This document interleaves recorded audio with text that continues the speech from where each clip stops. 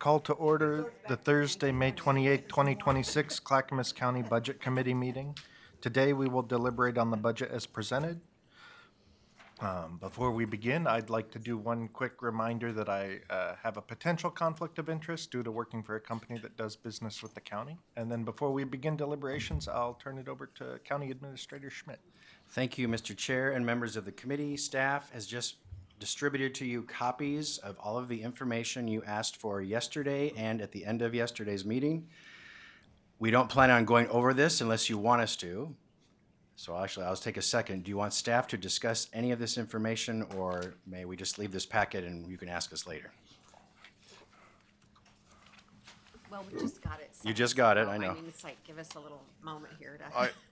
I just ask at least maybe, there's a lot here. I think it'd be foolish not to give us 30 minutes at least to review this, and, because I think each of us asked for something different, and I want to understand it. I think to No, proceed you're fine, sorry. and start making decisions or deliberate with a lack of understanding what's in here is foolish. Okay. So I just ask for some time. If we get it done faster, but at least give me some time to read all this.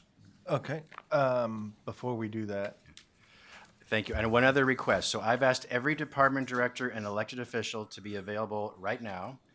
And I ask if you could you give some guidance? Which departments do you want to have further conversations with?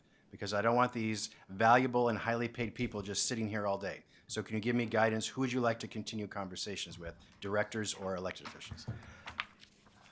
Commissioner Helm.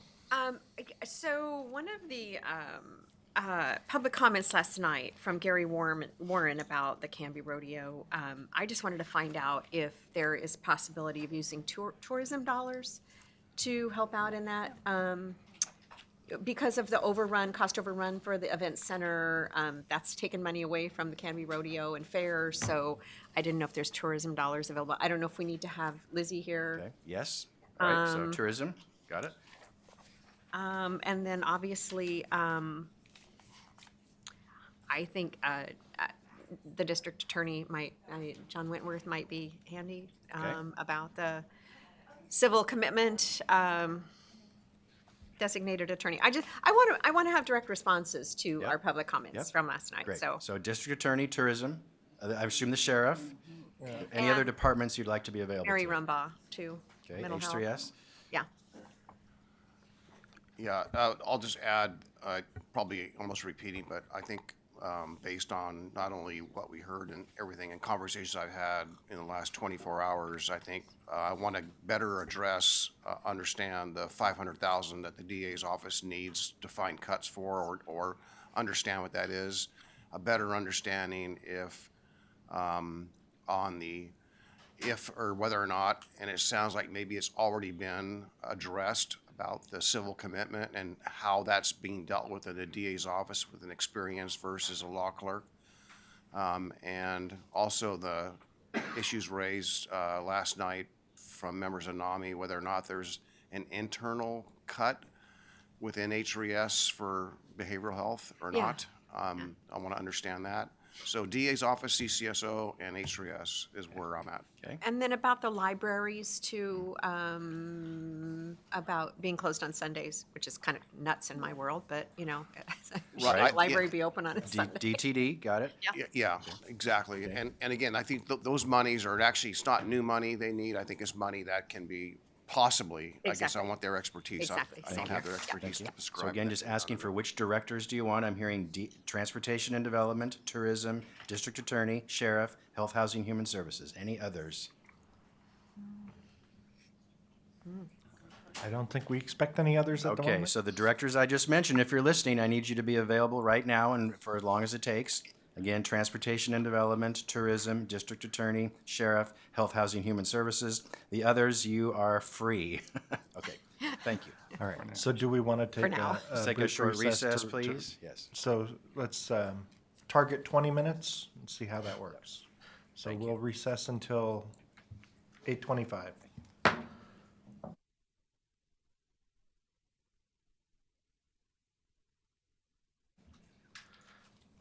All right, we will reconvene. And Gary, can we start with tourism?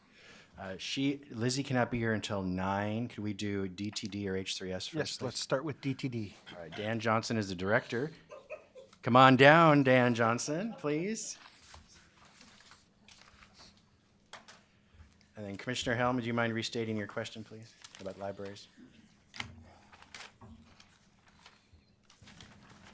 It's not my question. Good morning, everyone. Good morning. Nice to see you. Good morning. A lot of mics up here. No, I'm just in my little pea brain can't understand why a library would be closed on a Sunday. So is there a way is there money available? Is there money to move? How is it that we can address this issue that is of great concern to those in the library district? Let's start with how did we get to the schedule that we have today? Essentially, we were approached, Mitzi Olson, who leads our libraries, does an excellent job in staffing and facilitating work at Gladstone and Oak Lodge, approached us regarding concerns that we have with staffing coverage. Essentially, those buildings are open right now, Monday, Tuesday, Wednesday, Thursday, Friday, Saturday. How did we come to the conclusion to close Sunday? We did a usage study to really see when the peak times were, and when the slack times were for patrons to participate and join the libraries. And we found that Sundays had lower numbers, much lower numbers than the rest of the days. And so we made the effort to, one, consciously close Sundays, repurpose that staff, and open longer hours on the other days and adjust the hours throughout the rest of the week. We also understood the fact that with technology improvements now we've got with the new libraries at Gladstone and at Oak Lodge, we now have improved the ability for locker pickups. So it doesn't matter what hour of the day the library is open. They have external book lockers that people are able to secure their books should they request them. So it allowed flexibility for the ability to still secure reading materials or whatever materials they may have if we were staffing the library or not staffing the library. We did make a commitment to look at the hours at some point in the future to get a better handle on if they should be adjusted or not.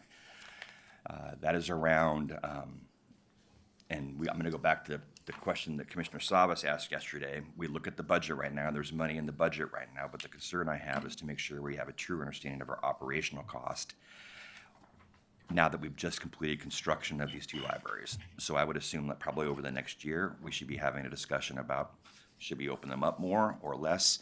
To open them up more will require us to hire more staff. And you make a commitment to hiring staff, that that could be a 20-year marriage with those individuals, and it's a difficult discussion to have to cut that based off lack of usage. I think there's different usages at Duffels at different libraries also. We had concerns raised by an individual for the city of Gladstone and the Gladstone Library versus the Oak Lodge Library.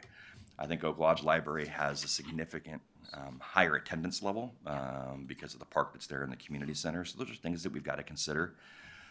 But again, with the accessibility for the book lockers to access materials when we're closed, the staffing levels that we have, we made the conscious decision to adjust those hours. And was that done prior to Oak Lodge Yes. opening up? Right, so we don't know the usage really, like you said, with the park right next to Oak Lodge, that, as was mentioned, brings a lot of people into the library after. And people don't use the library just for books either. They use it for computer access and for other research and stuff and a social time. So I'm hoping we can revisit that and do it library by library. I would understand that you've done that kind of work, just like restaurants are closed on Mondays now, right? It's the slowest day of the week, and for staffing purposes, they are closed on Mondays. So I would just say that because every library is different, I think we needed to kind of look at it individually. So see if we can open some of them back up on we Sunday. can take a look at this year. I mean, we don't make the decision lightly. I mean, it's Right. based off data. It's based off Right. information. That information, those circumstances may change. Right. Maybe we close Monday now. Maybe we Right. close Tuesday. Who knows? But we'll have to collect some more data on that and really do. I'm leery, and I'll say it out loud. I'm leery of hiring additional staffing levels just to meet the need on one particular day for one particular library. Right. because we actually flex that staff between those two facilities. Okay. Between Gladstone and Oak Lodge, and Mitzi's the one that creates that schedule, so. Okay. Okay, good. Okay. That's very useful information. Thank you. Yep. Do you have more to add to that? I think Commissioner Schrader was next. Yeah, so Dan, these are the only two libraries the county is operationalizing, correct? That's correct. Right, because at the time, the policy was when we did this district that we geographically looked at where all the cities were, gave them a geographic area to serve the unincorporated areas.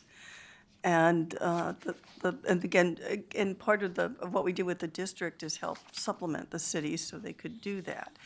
But what's happened in this situation is that we've moved from that model, just for this particular area, to the Gladstone Library and the new library that we have in the community center to be under the county umbrella. So so how does that work with the dollars that we get? We give dollars to the other cities from the district, so is that the same model with it as a county entity? Yeah, so the Gladstone and Oak Lodge are a part of the distribution model and go Okay, through that all same right. master IGA distribution model as all the other libraries. Not every library is the same. I mean, these cities, you have some libraries that are in cities, and those cities have made conscious decisions to throw additional money at those particular structures to keep them open longer, Right. different hours Right. of the day, different services, whatever it might be. We are funding these and staffing these to the level of funding that we have. And again, I think it's a good time this year. We can take a look at it and see if that can adjust. But basically, you can't compare, for example, you're a Lake Oswego resident. Lake Oswego's library, Yeah. they throw a bunch of their city general fund, I believe, at that library to expand the hours and operations in there. So, Yeah, and that was the idea, that the cities would be partners in terms of keeping the hours open and maintaining them. But as I said, we're still in the county library business, though. It's those two libraries and then our link system are the two. that's correct. Yeah, okay. Commissioner Savas. Yeah, just to, I'm going to tell you a little bit of background, build on Commissioner Schrader's points, is that the idea way back then, when we lost forestry money, we lost a lot of resources that otherwise was paying for libraries. The county supported and worked with the cities to put together this library district, and it was foreseen at the time, the spirit of the agreement was that only cities would have libraries, and there was even though it was very unpopular, there would be a phase out of the Oak Lodge Library, and I believe the other one in Happy Valley, the Clackamas Corner. Yeah, they're in the town center. And then the other one at Mount Hood, Welch's. So what we learned very painfully over these years, since I've been here, was that there's some mathematical errors and unforeseen consequences, and it wasn't the formula, and the way it all worked was such that Gladstone, for example, was a very small city that had a huge geographic area to absorb all the services needed, square footage for a library that the city couldn't pay for. It was just unfair. Versus a large city with a small unincorporated area. It was the opposite. It was this small incorporated area and a huge. So anyhow, through a battle and legal challenges, we came up with a settlement that was referenced yesterday with former Administrator Krupp and the city manager of Gladstone to resolve this. De facto is that the Gladstone Library and Oak Lodge Library are now de facto, what's the term? They're basically a city service in this model, right? That de facto is unincorporated. So yes, some cities do contribute to their libraries, and the county is not. So I think that is part of this imbalance and inequity that hopefully is resolved. But I do want to say this to Commissioner Helms' question about this. I think Dan, and I do know that Mitzi Olson are being very fiscally conscientious about how to navigate this. You have a new startup, essentially the Oak Lodge Library, relatively a new startup, so to speak, of the Gladstone Library, and you all are working to figure out what those operational costs are gonna be and whether or not you can actually float, adding to. I have comfort because of the dollars I see in contingency, that there's possibly room in there, looking at the contingency amounts and then looking at the delta between what the revenues are generating and what the expenses are, and it looks like there's potentially room for adding. So I'm comfortable just bringing this to the attention of Mr. Johnson, and I'm also comfortable that because it's in contingency, it's not reserves, that we can flex going forward and discover what those operational costs are. That's the intent, as we talked about, kind of, we're rolling out of this capital phase, we roll into operations, get a better idea, make sure we've captured all the operational costs, and that's why that contingency is high in there, for Gladstone and for Oak Lodge, just make sure there's something we may have missed. I mean, these facilities, you gotta heat them, you gotta pay utilities, you got all this exactly fun-filled stuff you gotta do, you gotta keep the lights on. There's just cost to that, and we think we know what that is, but we wanna make sure we know what that is before we spend it. And I gotta say one more thing, because I said something that I forgot to share. Just kudos to the Board of County Commissioners, because there's nobody around this area that can look at the board and say, you haven't invested money in the libraries of Clackamas County. You consciously made the decision to invest a significant amount of general fund money to get both those buildings completed. And that cannot be forgotten. It cannot be, hey, all these other cities are doing stuff. You stepped to the plate and made the decision. So I just want to make sure that's out there. So. And just to close out my thoughts on this, I also mentioned, because I heard yesterday and the day before, the issue about the meeting rooms being available to the public off hours. And I think staff had a concern. I heard that they needed to be there. It seems to me if there's not a technology requirement, it's simply a meeting room. We could use the model that we did at Oak Grove Fire Department, the fire station. Where the meeting room is there, you have a authorized, known, trusted person who got the access to it and make sure the room is left in good shape and, you're controlling it. I just see the model because there was, along this journey, several years of journey, that we would invest in meeting rooms to be available for the public. And it seems to me that the burden of having it staffed is, I can see that's a cost, especially for off hours, but maybe there's a way to get there that doesn't require staff, that it's just got access to known, trusted people. Maybe. I'm not going to be the one who's going to make the decision on who Right, the known right. trusted person is. Yeah. And I guess there's also, the community center is right next door. Right. And and we can have a talk with them, but the discussion is, they have a facility of their own that can be used. Yeah, we have some of this though. The same issue is being raised at the community center, so it's the same barrier, right? And I want to get past that barrier. Only to say this is that there's got to be a way to get there that does not burden the staffing issue as far as those meeting times. Granted, if they need technology, that's a whole different story because I can see the need, and I'm not going there. I'm just thinking it's just a simple meeting room. Lastly, the idea of maybe having two ideas, maybe one library is open on a Sunday, and the other is not, Gladstone, Oak Lodge, or maybe it alternates where one library is open on a Sunday in Gladstone and the alternate is open. So I think there's ideas out there, but again, my comfort level is the contingency monies are available, means we can tap into them if we need to. But I just want to draw attention to this. And everybody's got an idea about what hours they want those libraries open. And I think it's a good time to take a look at it once we get operationally. So at this point, I'm fine at this point where we are. We discussed it, and I'm ready to basically move forward with it. I've got a quick question, though. So the money for the operations of the libraries directly come out of our general fund? No, Tell me how that works. The I only should general know fund that. within that budget right now that is provided is provided for library support services, so LINK. That's where the Okay, general so fund it's money is. kind of under the link. Correct, because when the the LINK agreements were umbrella. originally developed, there was a commitment the county had made to continue to fund at the same level those supportive services. Right. So Okay. neither Oak Lodge nor Gladstone get general fund dollars for it all comes out of the district collection. Okay, so it's under link, and how are they doing with enough money to do what they need to do? Because they're servicing the entire county library. I mean, well, those that are not, officially They're- county libraries. They're doing well. I mean, Rick Peterson, who runs that shop, does a really, really good job with that program. He's very creative. He's very strategic with the money. He looks to build partnerships with the libraries, so he distributes cost across all the libraries. He looks to collaborate with them. I have not heard any issue from Rick Okay. about regarding the funding they have. Okay, thank you.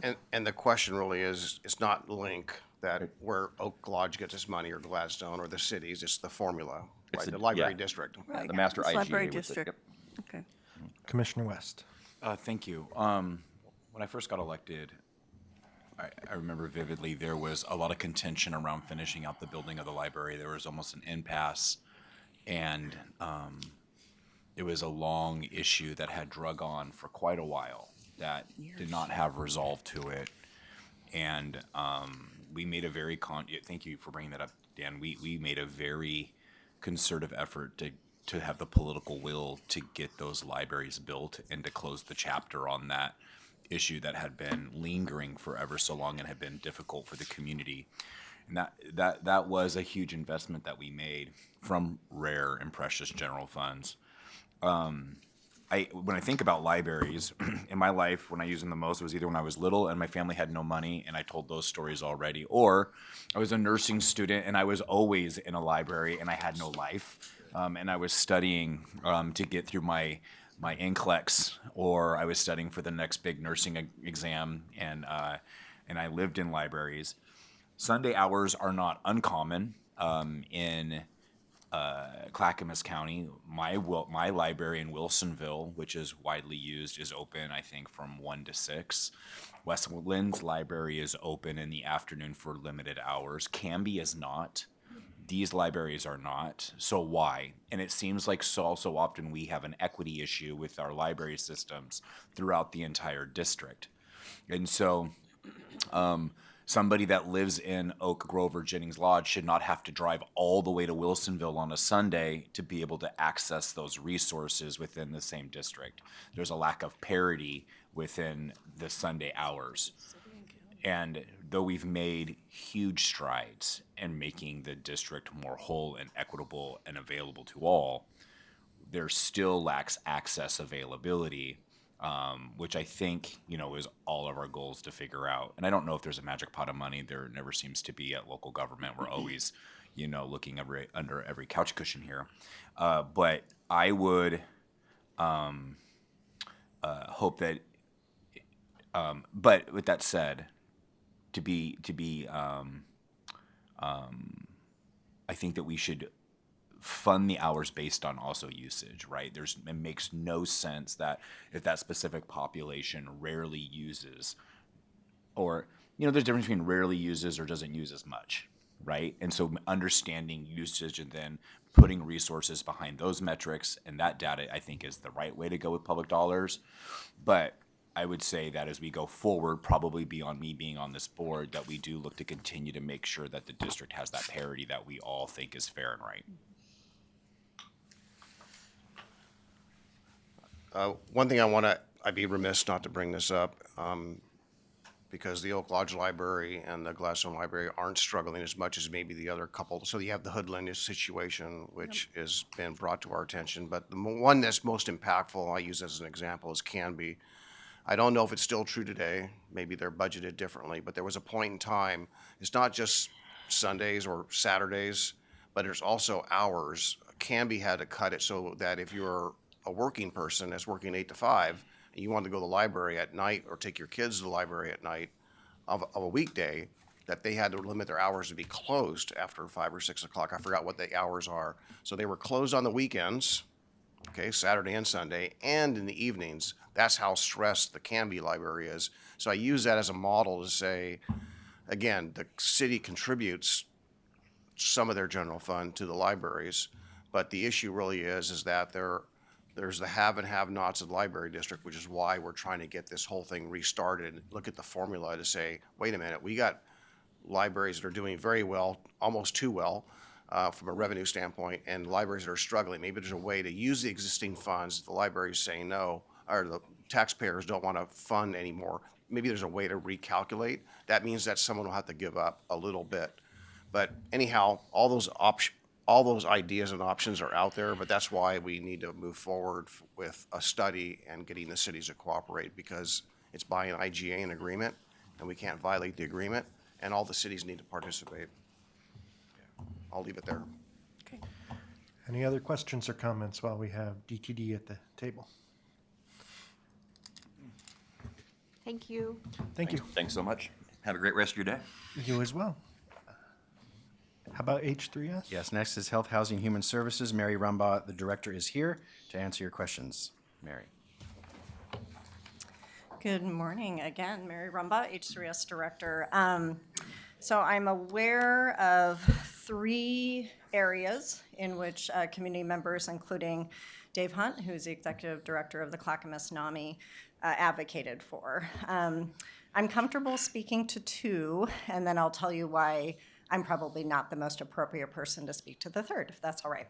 So the first area in which a community member and Dave, both of those individuals sit on the Mental Health and Addiction Council, which is a board-appointed council appointed by our commissioners. They are advocating for use of county general fund to backfill 2 particular areas: behavioral health promotion and prevention. Let me speak to that one first. Behavioral health promotion and prevention was funded by the County Financial Assistance Agreement that Behavioral Health Division receives from the state of Oregon. The commissioners are well aware of the changes that the state has made in that funding, because we went out of contract there for a while. They've really shifted their priorities to aid and assist, civil commitment, and crisis response. So as a result, they reduced funding for behavioral health promotion and prevention. Behavioral Health Division was using those dollars as pass-through to Public Health Division, who really runs our suicide prevention, overdose prevention, just prevention and promotion in general. So as a result of that reduction, we were no longer able to pass through funding to the Public Health Division. So that's the first area in which they're advocating. So these were not county general fund reductions. They were state funding reductions that then this group is advocating for use of county general fund. So that's the first area. Is that the 155,000? That's correct. Okay, thank you. Yes. Sorry. The second area, which is the 266 Commissioner Helm, is around wraparound access, really meaning the wraparound program that Behavioral Health Division runs through their contract with Care Oregon, so Coordinated Care Organization. These are Medicaid dollars.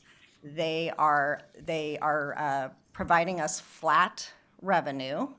Flat revenue is a decrease for us because our costs of employees, so this isn't a team of staff, county employees. So unfortunately, we've advocated for an increase to meet that. Previously, Care Oregon would give us a cost of living. They're no longer giving us a cost of living. And as you are also aware, they eliminated a contract for intensive care coordination last fall that resulted in us laying 11, 12 individuals off. So again, the advocacy is for a backfill of county general fund, a backfill of what really is Medicaid, and frankly, Care Oregon's responsibility. What I would say about the wraparound program, fidelity-based model, care coordinator, 1 to 15 caseload, you cannot have more than 15.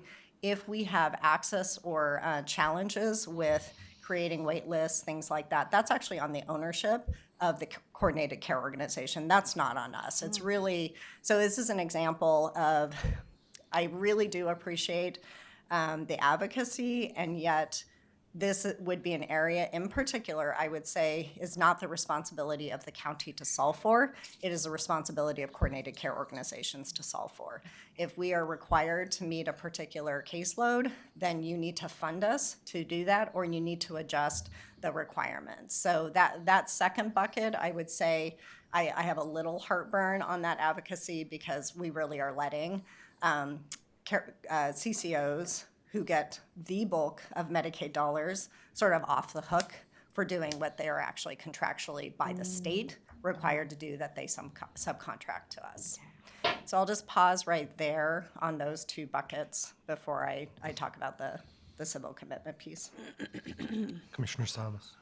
Yeah, I made a commitment to members of NAMI that I would help advocate at the state level for any of those funding cliffs, right, where they cut, right? Because I think that's a reasonable and responsible thing for all of us to do, because as you stated, and the CCO one's a little bit more complicated. It is. But I think we need to advocate, and what I learned a long time ago, especially before I took office, was all these funding cliffs and how your department relies on all these grants and state funding. And when it stops, it stops. And if we try to backfill, it's an impossible task. There's just no way we can continue to do that. So I feel the pain, right? But I think that if we start setting an example of trying to backfill, the state will see that, say, okay, well, geez, the counties can do that. And I think we're trying to stay in unison with the other counties in the state to say, hey, we're all on board with advocating for these, for more, but we can't be the ones to backfill. And I think just my colleagues around the state that are county commissioners that are dealing with the same question or challenge, I think we all need to stick together on this and put pressure on the state. And I would agree. And if I could just add, unfortunately, when there are cuts, where there are cuts is in prevention. And we also know, and that was a big fight that we had with the state around, if you're going to fund under the county financial assistance agreement, the top of the pyramid, the illest that we serve, aid and assist, civil commitment, those in crisis, absolutely we need good funding for that. But if we are not addressing downstream and then upstream, then really what we're doing is just pushing folks there. So please do not, I don't want anyone to hear that I am not a huge advocate of prevention, because I absolutely am, because we will be solving for the loss of this funding 5 years, 10 years from now, and it's very hard to measure prevention. You can't measure what other than if you can clearly show, oh yeah, we saw a clear reduction in people going to jail and, emergency room because of X, Y, and Z. So this one's a hard one for me. Like, my heart is always going to be in prevention. And to your point, Commissioner Savas, if all of a sudden we are backfilling, which is frankly what we did for decades, right? It's why we have an underfunded behavioral health system, because they said, well, you figured out how to make it work. And it's like, well, we shouldn't have, though. We should have had to make those hard decisions to say, yep, we can do this to this line, and beyond that, because we're not adequately funded, that's now unfunded, and we can no longer do it. I think prevention is a good example of that. Commissioner Helm. Well, you touched on it, Mary. So I understand the 266, but so the behavioral health promotion and prevention, which again, we always talk about getting upstream of these things because they cost way, way more downstream, right?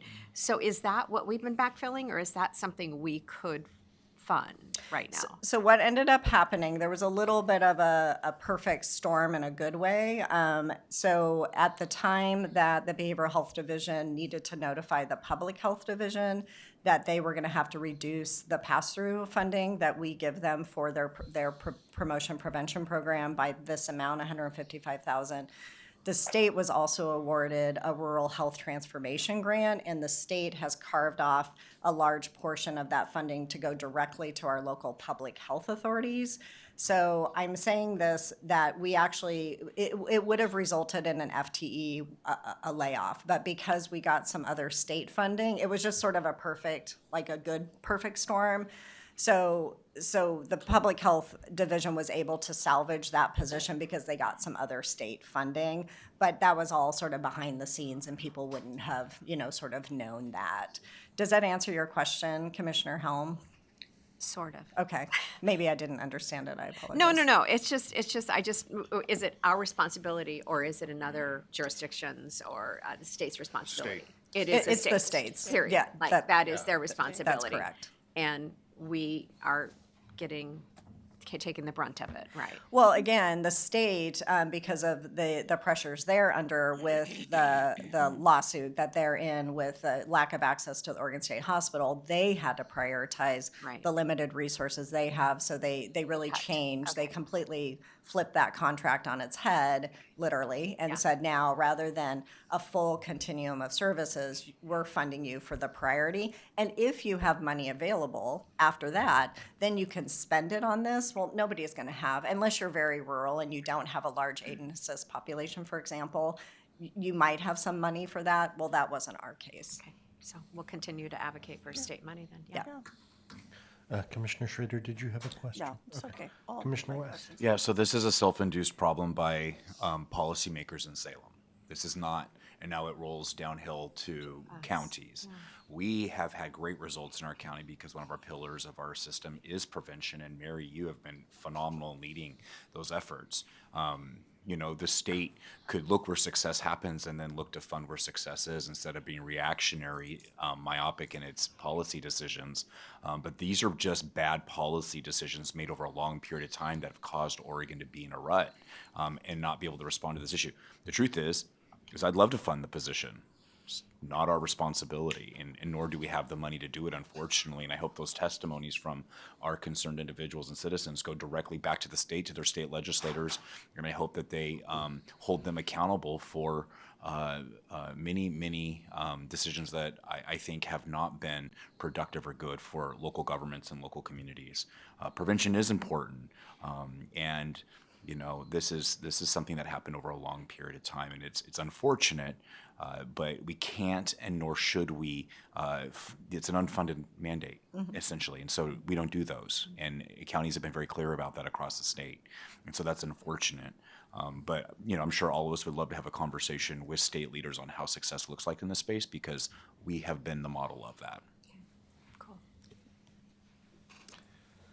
Any other question? Or you had a Yeah, third so item. the last area that really is not appropriate for H3S to respond to was also the advocacy for use of county general funds to hire a deputy district attorney specific to the civil commitment proceedings. The only thing I would say is the Behavioral Health Division has a role. We receive funding through our county financial assistance agreement for what we call involuntary commitment program, in which we have staff who go when somebody is initially placed on a hold at the hospital. We're meeting with the doctor, we're gathering all the information and making a recommendation about whether that individual should proceed to a civil commitment.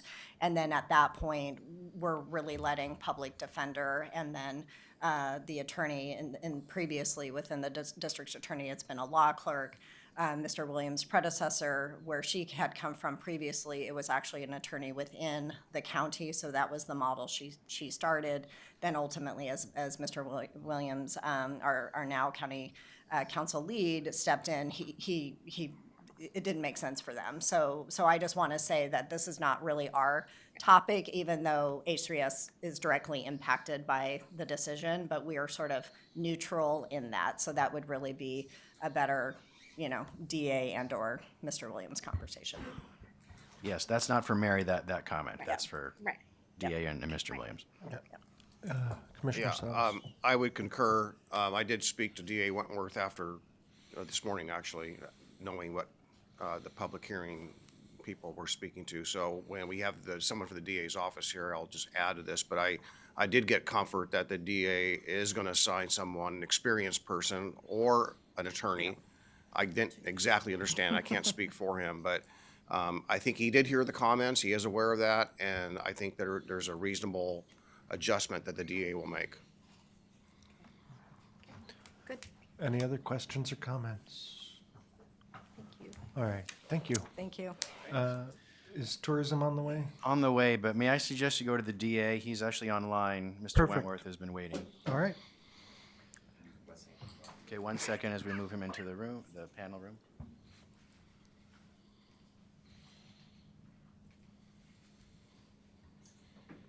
District Attorney Wentworth, can you hear us? I can, thank you. Let me get my camera on for you. There we go. Good morning. Good morning. Can you hear me? Yes, we can hear and see you. Wonderful. So, Mr. Wentworth, there were two questions for you by the committee. First was the approximate $500,000 your office budget is short. What would you reduce without those funds, or what do you need those funds for? And the second, there was public comment yesterday that the board should fund an additional FTE for your office to handle civil commitments, and the board would like your input on if that is necessary or not. Sure, thank you. Currently, there are 4 positions that I am holding open for vacancy savings to make up the $500,000 that we're anticipating. Those 4 positions include a senior district attorney's investigator. I have 3.5 investigators in my office. The part-time investigator is funded almost entirely by federal funds because we use that position for family support. But the other 3 positions are county positions. They're sworn police officers who help coordinate when we have a homicide in Clackamas County. They are coordinators to help the major crimes team investigate the homicide properly. They also act as what I'll call follow-up investigators for mostly domestic violence cases, some sexual assault cases. When there's follow-up to be done, but it can be done relatively quickly. Instead of sending the case back to the police agency and waiting for that to get done, our investigators are assisting with that. They're also assisting our prosecutors in putting together our cases. The second position that and I'll have to keep that position open until January. The second position is a Deputy District Attorney 1. That's the lowest level. Not in importance, but just the least experienced prosecutors are DDA 1s. I have to keep that position open for 9 months until April 1st of 2027. The third position is a legal assistant 1. I'll have to keep that position open for 9 months until April 1st. And the fourth position is a victim advocate, which I need to keep open for at least 3 months until October 1st of this year. As I mentioned yesterday, we receive about 6,000 criminal cases a year. I have 10 advocates. So to not have, with 10% of my victim advocacy gone, that's a real challenge for my office. The DDA position kind of weighs into the concerns that were expressed yesterday about civil commitments. I have made a commitment, and I heard the concerns about having law clerks rather than an attorney handle civil commitments. Around the state, that's very, very common. This isn't unique to Clackamas County. I don't want anybody to be alarmed by that. It's how it has been done for literally decades. But I heard the concerns from NAMI that they liked having, when we had the civil commitments over in county council, they liked having a dedicated attorney handle those cases, and I completely get why. And I'm true to my commitment. The challenge is when I have a position, a DDA 1 position open, that I have to keep open for 9 months, everyone else's caseload goes up. Every prosecutor that, anytime I have a prosecutor who isn't handling cases, those cases go to other people. So it's been a challenge to make that, because if I do this for civil commitments, that's going to be an entire, not an entire, but a hefty caseload for a prosecutor that I have to shift over.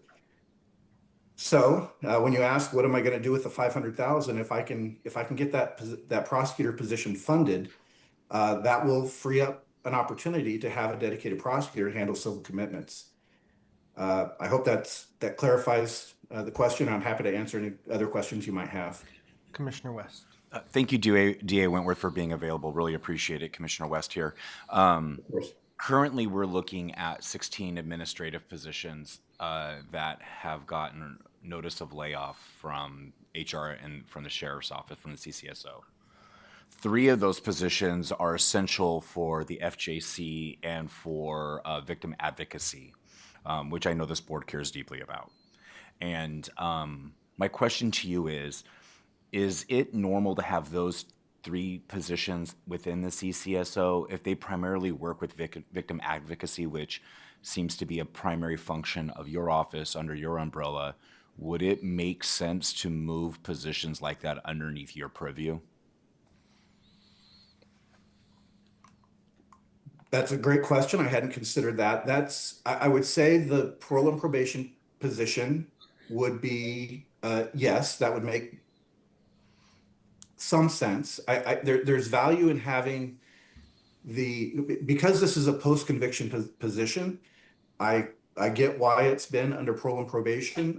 They're the ones who do the post-conviction work. It would take collaboration between my office and community corrections to accomplish that, but that can be done. As for the FJC positions, I guess I want to clarify a little bit. There's a misunderstanding that the Family Justice Center is run by Clackamas Women's Services. It isn't. Clackamas Women's Services is a critical partner. They're a large partner in the Family Justice Center, but the Family Justice Center is run by the Sheriff's Office. The director is a Sheriff's Office employee. The reception staff are Sheriff's Office employees. And the position that I believe the sheriff has mentioned she's able to cover is also a Sheriff's Office employee. So could we do it? Sure. But you're moving some employees who would otherwise be under the Sheriff's Office in under the district attorney.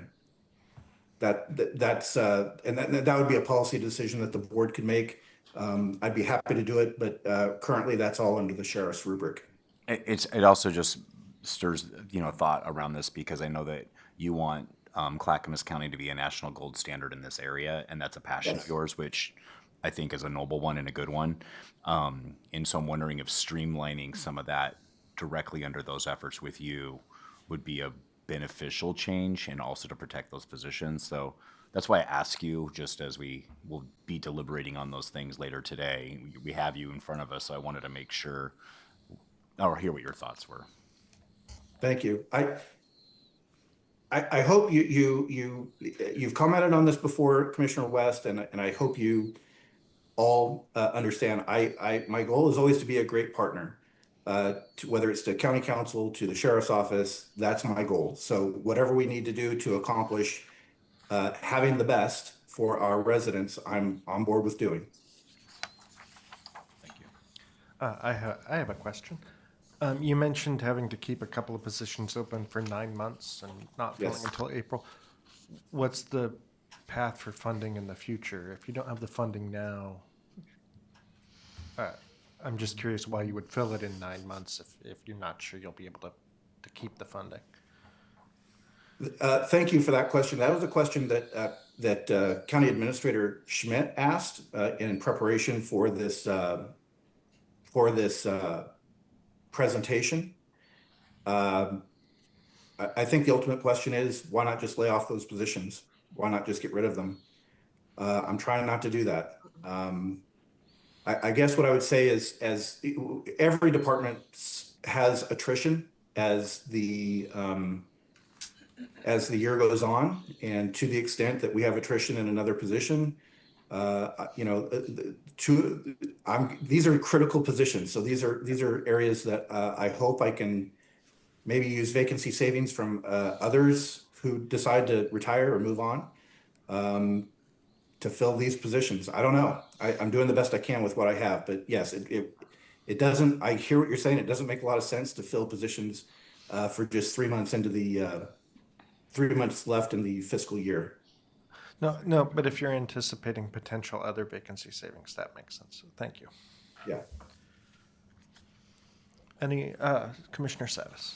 Yeah, so what I'm hearing, similar to Chair Cernak's concern, is that how I interpreted this partial 9 months here, 6 months, or whatever that was, that I guess I don't want to create a situation in which we are funding something, but it's a cliff, right? Yeah. We can't make it to the year after. So there's two things here that, maybe three, that I want to point out that are distinctly different here. If there's an opportunity to have a better arrangement between the DA's office when it comes to domestic violence, FJC stuff, if there's a way for the sheriff's office and DA's to work out maybe a different model or something, that's for next year, I would say, or years coming. So I'm reluctant to get in there just listening to what DA Wentworth just said. The other aspect is that, and maybe Chair Roberts could chime in here too, because I know he's been deeply involved in this and kind of got a lot of this going. So I give him a lot of credit for this. At the same token, I'm inclined, knowing that this is a partnership between the DA and the sheriff's office, and having that fully staffed, that service fully staffed is important. And I wouldn't want to just help only the sheriff's office fill those positions, and then neglect the DA's part of that. So to me, I see it as do them right, do them both. So Chair Roberts, any insight would be helpful from you? Yeah, well, first of all, that it took a number of years to get the Family Justice Center opened, and it really is what I consider what we tried to create as a one-stop shop to provide wraparound services. So it's Clackamas Women's Services, a variety of partners come together to provide those services, so they don't have to go to different locations, right?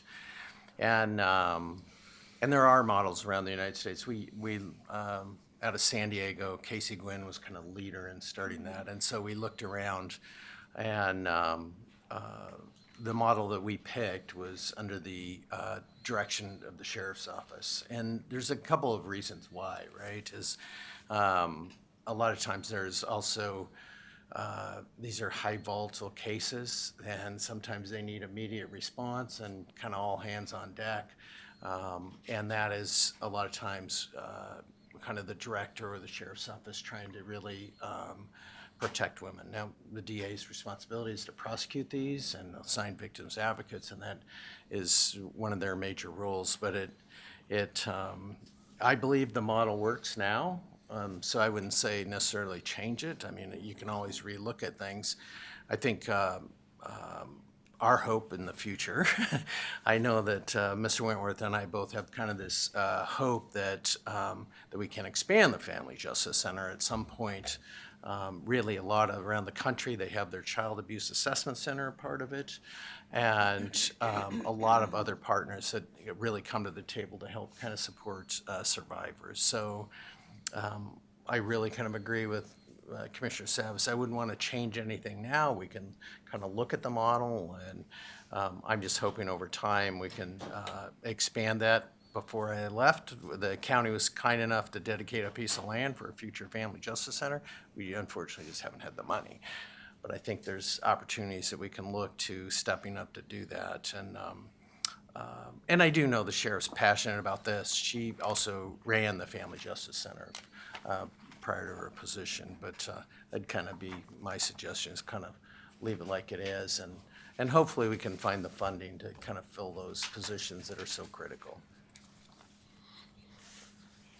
Commissioner West. So here's my sense of urgency and concern where I'll push back against some of the comments from my respected colleagues, both Commissioner Savas and Chair Roberts. We have before us right here 3 positions that would completely cripple the FJC if they were actually not funded, and victim advocacy. So I know people here are passionate about it, but where's your priorities is with your budget? So it wasn't a priority enough to make sure that we didn't cripple the FJC.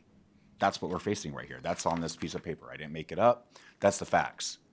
I have one other elected official in the same sphere working with victims who is passionate about making us the gold standard on that. And so that's where I want to protect these positions, and I'm concerned that if we don't look at every avenue to do that, to make sure that they continue to be employed with the county doing that important victim advocacy work, then it's hot air. It's not real. So budgets are priorities, and I want to prioritize these 3 positions. I know you do too, Commissioner Saw. I know you do. And I know you do too, Chair Roberts. I don't want to say you don't. But that's not what we received, and I don't necessarily trust that if we leave these intact, that the administrative decision will be made to continue to keep them funded or to keep them employed with the county. Yeah, I want to clarify. Yep. So I actually think we're in agreement. I think there were 3 different things, and one of them was, let's not change the model, right? I think that's what Chair Roberts and I agree on. But I do agree, frankly, I want to leave the Family Justice Center model, domestic violence, whether it's child abuse or it's, the typical DV abuser issue. I want to make sure that's funded on both ends, both the CCSO and the DA's office. So,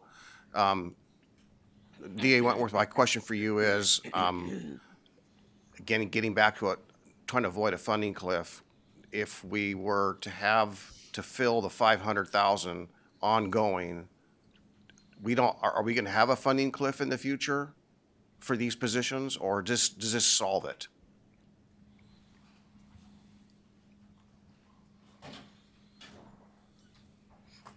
The challenge with answering your question, being a lawyer, the lawyer answer is it depends. Right? I hate doing that, but the challenge, look, the challenge for my office is the same challenge you folks grapple with every year, and that is the cost of doing business increases at a faster rate than the revenue that we bring in. So I can't make a promise that I'm not going to have a deficit at the end of this coming year. I just can't do that because, as you know, allocated costs went up 14%. And the what we got was what 3.79% of an increase, 4% of an increase, right? So I can't say for sure that this won't be an issue next year. What I can tell you is that I can continue to provide the absolute best of services to the county for the next year if I have what I need, and I can't do that if I don't. Okay, just a quick follow-up. So I interpreted in our conversations over the last 3 days here that these vacancies that you're trying to fill weren't created by a decision of you because of economics. There was a matter of they became vacant or becoming vacant, and you need the funds, or there's a policy in which maybe not hiring to refill those positions. So it's not that you elected to cut these positions. It was simply by attrition? Yes. Okay.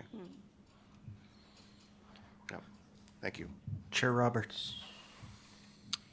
Yeah, I guess the point I wanted to make is that, putting together a balanced budget is never fun, particularly when there's not enough money, right? And that's where you have to kind of figure out where you're going to cut to balance it. And that's what I believe the county administrator does to all the department directors. They might not be happy with it, but you have to present a balanced budget, and to balance a budget is trying to figure out what positions, and then also to follow HR guidelines that if the funding doesn't come through, that they have proper notification and a chance before they perhaps lose their job, right? So I think before us is, I think all of us, I hear the same sentiments. We care about these positions. Hopefully that in our deliberations that we can find money for these positions. I think secondly is encouraging the sheriff that, hey, this is very important to us. You know, we encourage you to fill those positions. Is not one that we really want to see gone. And my hope is that the sheriff will make that decision. So I just know I've been in the position where I wasn't really happy with the positions that I had to cut, and it's not easy, and each and every position is critical. So I think just from my past experience and viewpoint is the county administrator gives a direction and you follow what he has to say, and work with him as closely as you can to make sure you're meeting that needs for the budget. Thanks. Commissioner West. I would say the sheriff's publicly already stated that she's willing to cut victim advocacy. She puts in writing. This is her cuts. This is her, they already got layoff notices. This is her document. It's her logo. It's a sheriff's office, CCSO. She says that that was one of her biggest priorities in law enforcement and as the sheriff, and she was involved with the FJC. Well, she just now is gutting it and their staff. So unless she comes in and says publicly, if you fund those, I promise to make sure that I administratively hold their jobs there and continue to do that work, she's already told me what she wants to do. So, I mean, I believe that she wants to do that because she put them on paper. So I don't want to do that. I don't want to cut the FJC at all. I want victim advocacy. I want more of it in this county. I have one elected official saying, let's be the gold standard, and one official come before us and say, let's cut it. That's the facts. That's the truth. So my priority is, let's put it with the elected individual who wants to make sure we grow victim advocacy, not cut it. And I know that it will be protected then. Victims will be protected under DA Wentworth. They weren't protected with this notice from the sheriff. That's the facts. Commissioner Salas. Well, where I agree with Chair Roberts is that if we're gonna fund something, we're gonna have to essentially find where it's gonna come from, find the cuts to balance the budget. So I know that we're gonna have a lot of discussions, and maybe that's a question I pose to the sheriff, when she's before us about, if our priorities are X, and maybe there's other areas or programs that are less a priority, maybe we could talk about that. But, I share Chair Roberts' passion around this, as well as I share passions about other aspects of CCSO that I think need to be funded as well. And some of the other programs that I don't understand, maybe I'm not as passionate because I don't understand, but I would like more clarity throughout the day here as to, are some of those other programs that I'm less knowledgeable about, are those something that maybe there's room for adjustments? Cindy. Thank you. One of the things you asked for yesterday, one of the things you asked for yesterday was the number of FTE by program, and so I think that will help in this discussion because you can see, how many FTE are currently filled in the Family Justice Center, and it says 11. So I think that will help inform the discussion. It's in your packet here. It's a one-pager. There's other FTE, but when I talk to other people that are involved and leaders within the FJC, these 3 specific positions would be devastating to victim advocacy. It would have a ripple effect throughout the county that is unacceptable. So there are other FTE, but these ones specifically are very concerning.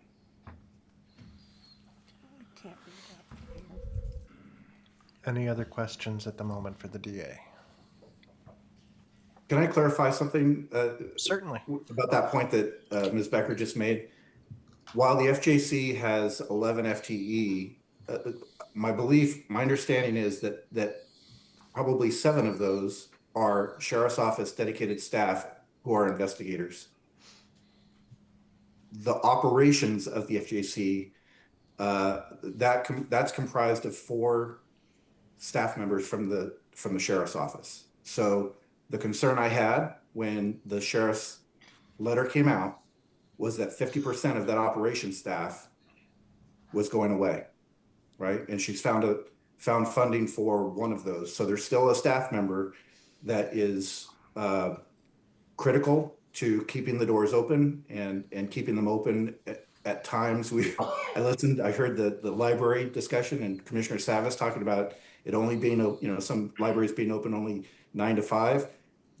That is a challenging model if we only have one person working the front desk and making that happen. So I just want to clarify, when we hear 11 FTE at the FJC, those are not operations staff. 7 of those are investigators. Thank you. I'm not seeing any other questions. So thank you, DA Wentworth and Gary.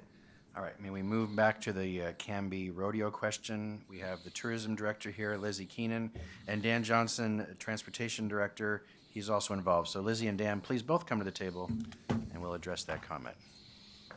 So the question is, why can't we give more to the Canby Rodeo, who needs some critical infrastructure?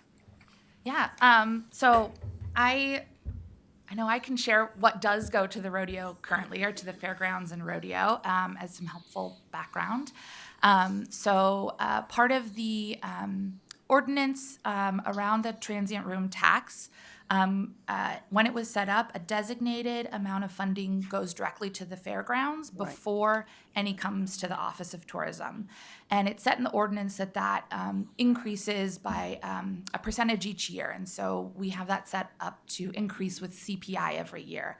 So even when tourism might be down or struggling, that is a guaranteed amount that the fairgrounds will always get before, I think even before finance gets theirs percentage of the tax, and before the Office of Tourism gets it. So approximately right now, I think in the current fiscal year, it's about $630,000 that goes to the Fairground and Event Center.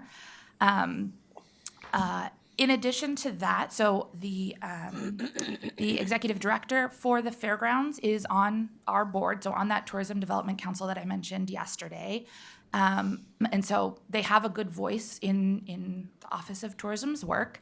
And some of the conversations that we had about funding about a year and a half ago was around, how can the Office of Tourism continue to support the fairgrounds and the events that happen there, including the rodeo. And I had mentioned a little bit briefly yesterday, we had this chunk of carryover in, I guess it's this current year's fiscal year. We talked with our board about different ideas of how to invest those funds. And one of them was a bleacher project for the fairgrounds. So kind of addressing some of the comments about investing in the arena, investing in the rodeo. What Brian Crow, the executive director of the fairgrounds, brought to us was the need for improved bleachers. So for those who have been before, I know he has a fun name for it, but they're essentially splinter bleachers. A lot of very old wooden bleachers. And so the plan he proposed was to redo all of those old wooden bleachers. It would add about 500 new seats to the arena. It would add more tiered level seating as well, so better views of the arena. I think it added around 20 additional ADA seats, which are the ones who always sell out first. And our board really liked that proposal because it was a way to increase opportunities for the fairgrounds or for their budget, because with a better visitor experience, they can increase their ticket sales. So it's kind of a nice sustainable investment. So that's $750,000 that the board agreed to invest in. We don't have an agreement for that yet. So as far as I know, the last we've talked about it is they're working on the permits for the bleachers.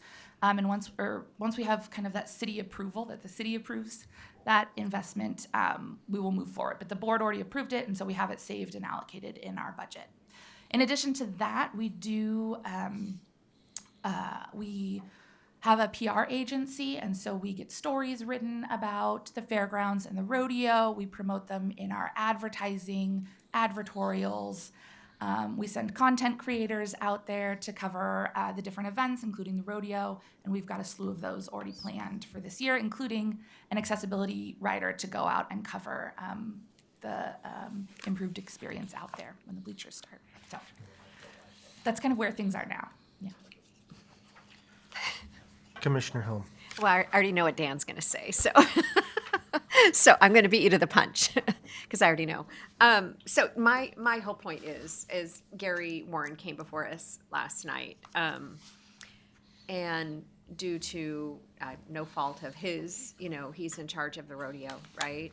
And the cost overruns of the new event center, that money's being, I don't know if it's being taken away from the fair and rodeo or what, but they are needing, and there was no specific ask, right?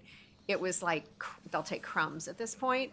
That they just need extra funding for the fair and rodeo. And I'll just say, as a poor girl from a rural county in Southern Oregon, the fair and rodeo was a highlight of my summer. Every summer it was like the thing. So kind of has a special place in my heart. So I kind of understand where he's coming from. He said they've exhausted their grants, grant opportunities and other resources. So I don't know what the ask is, but I'm just wondering if there's any other tourism dollars that could help with this, because I know the event center has gone way over budget, and they unfortunately should have involved us, and it's not. Right, Dan? Go ahead. I'm not sure I really want to go after that. Yeah. I just want to make sure we're clear. There's a lot of passion around the fair. Yeah. And keep in mind the fair and event center is different from the rodeo. Right. And they're a separate group. Right. Okay. Yeah. The comments that you heard last night from that individual was the passion around the rodeo itself. Yes. They don't speak on behalf of the fair board. I've had talks with Brian about this past. I see representing you in this, and he is not. We are having good discussions with the fair board about how to finish and complete that event center in a reasonable, appropriate manner. The concerns that you heard last night, I believe them to be solely focused around the bleacher replacement project that Lizzie referred to a second ago. Oh. And essentially what's happened is they came in for a grant. Tourism was kind enough to grant them dollars to go out there and look to secure those funds. I believe it was $750,000. The problem is it costs more. And so what they're looking at, Brian is actually actively looking at alternatives to possibly deal with some reduced demolition costs and things like that. But those details have not been worked out yet. But I know that Brian is actively working with that group to try to see if there's a way to adjust that and to reduce that cost to make this $750,000 sufficient enough to provide what they were desiring to provide. Okay, and just to point out that the Canby Rodeo they're in the top 60 out of over 700 rodeos in the United States. It draws from all over, not just the country, the world. Yeah, so, and I'm just saying I understand, and to point out, because it's been said that we don't listen to citizens, right? We don't respond, we ignore them and stuff. I take exception to that because I think we really do. And we try to address each issue. We can't always give, when we don't have the money to give, but I ask on behalf of the people who approach me, and we had a nice chat last night after the public comment period. So I'm just here advocating for the little guy trying to run the rodeo, right? It's through no fault of his own. He's been, kind of taking the brunt of this. So Yeah, I mean, I think, we're happy to talk to him. I've never met him. He hasn't approached our office that I'm aware of. So happy to have a conversation to get more understanding about what the ask is, especially because I think we have assumptions, but maybe we don't exactly know. No. But yeah, I think potentially he also may not be clear on what we also provide through different resources. So so yeah, I think being open to that conversation, I'm happy to reach out. Okay, all right. Well, I know that Kimberly has his contact information, so does Andrews. So we'll put you guys in touch. Okay, Perfect. Thank you, Lizzie. Thank you, Dan. Thank you. Commissioner Schrader. Yeah, just some institutional memory here because I went to multiple county fairs and won a blue ribbon for my honey at one point, but I digress. The real issue is that they're two different boards. And at times, multiple years, they would butt heads together. I don't think that's happening now. But what I'm seeing, you talked about the infrastructure getting fixed. My impression, Dan and Diana, that he was talking about the operational costs to run the rodeo. In other words, where's the space going to be where people can eat? How do they do a VIP tent? What does that matter? So I'd like some clarity on that because I think they're two different things. One is the infrastructure.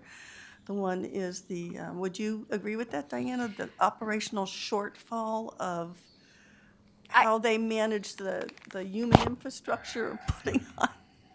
That was my sense and my impression. And then my other concern is they did have a huge cost overrun with that building. And that was something that we've had to be on top of. I've gone to a few of those meetings as well. So Dan, any I want to go back to comments? like just building roads and stuff. Yeah, I know. Roads, Not rodeos. building rodeo And arenas. these heartfelt things I'm really struggling with.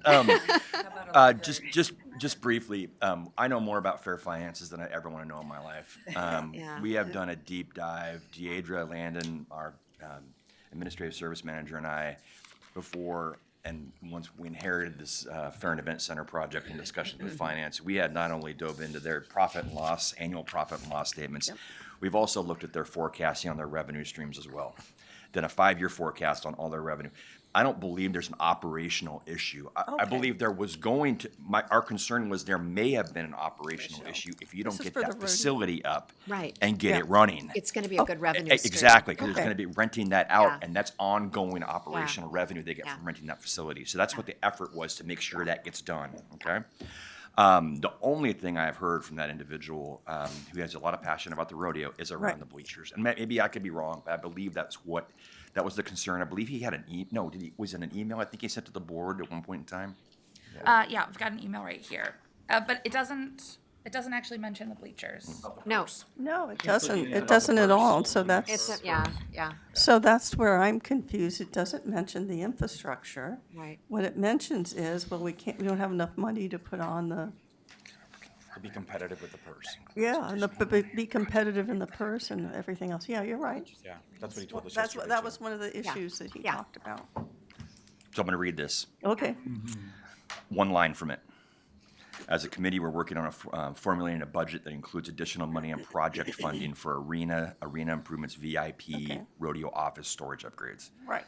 So a lot of that is packaged in this discussion about this project for the bleachers. Okay. Without mentioning it specifically. Yeah. Ah, okay, okay. All right, I still think a conversation could be had. I don't know where their needs are. I just want to make sure that we're responding to this request, so. Commissioner West. Oh, sorry, did you want to go? Yes. Oh, Go ahead, Gary. Sorry, I'm jumping to a solution already. Of course, want to hear the other commissioners. Can I just have Lizzie call Gary? Perfect, yes. And say, what do you need? Yeah. And then the Tourism Development Council can review that. They might be able to solve it. And if Yeah. not, we can bring it back to the board. Thank you. You don't have to resolve it That's it. today. Right. Thank you.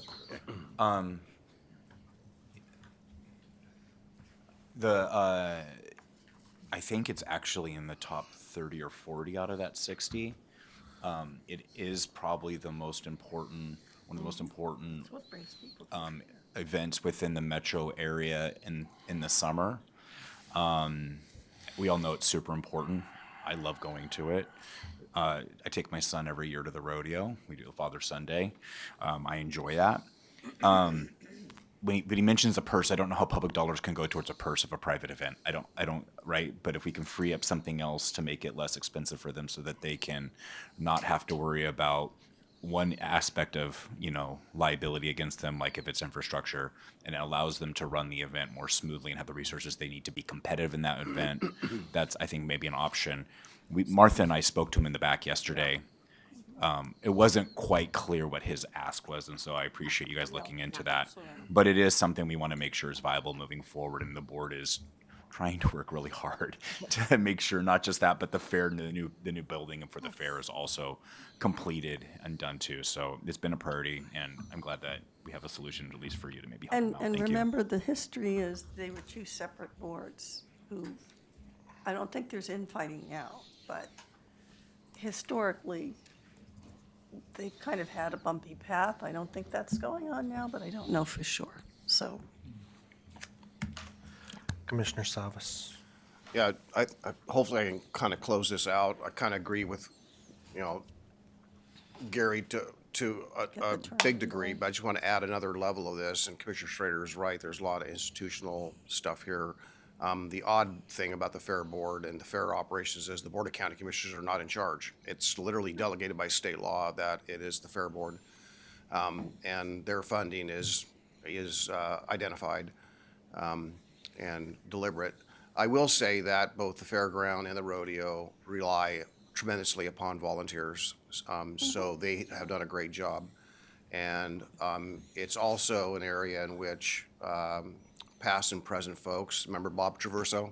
oh, yeah. Who donated a hell of a lot of money towards facilities, and Mr. Bunch, who is a now state representative, has also been a big contributor, as other folks are who are part of the rodeo or the fairground. So there's a lot of outside private money that comes in, as well as their personal time to make all these happen. And when we can add a little bit, whether it's the tourism board or whatnot, to help with the facilities on ground, or the county commission can help, and we have for the new building, we find our ways to help with facilities, and operationally, that's a lot of volunteers as well.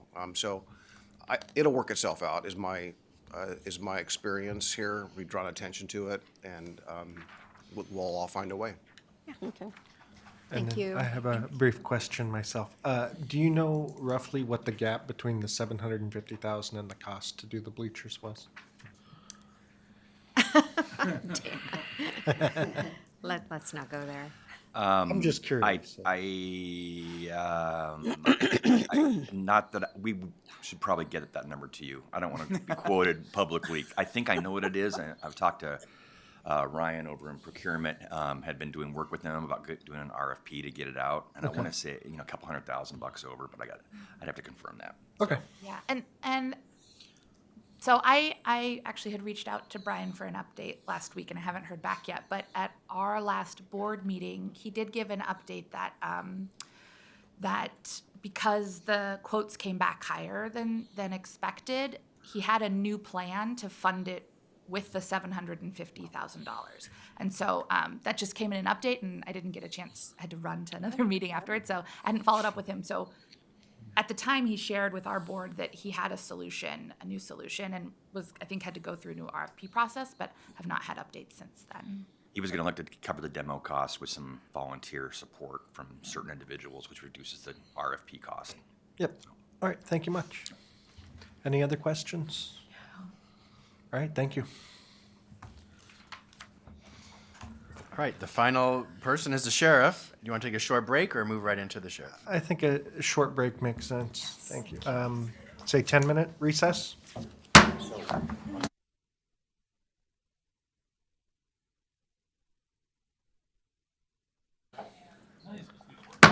All right, we will reconvene and thank the sheriff for being our next up. Come on down.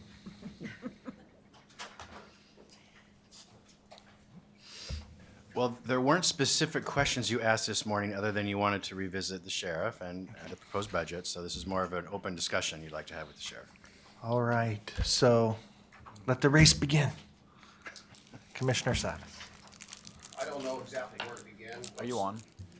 I don't know exactly where to begin, but what I'd like to do is try to understand from a program standpoint, each of the programs to some degree, to understand what they do and what they deliver. And I also want to go back, it's probably program related as well, but at least want to just go back to trying to understand the civil, for the civil staff, the courthouse. I did talk to other folks, as I mentioned yesterday, and, you know, Under Sheriff Eby, you mentioned the 20 or so folks, and I assume that was all of it, but is there any non-sworn that are essential at the courthouse that are included in the 20 or not included in the 20?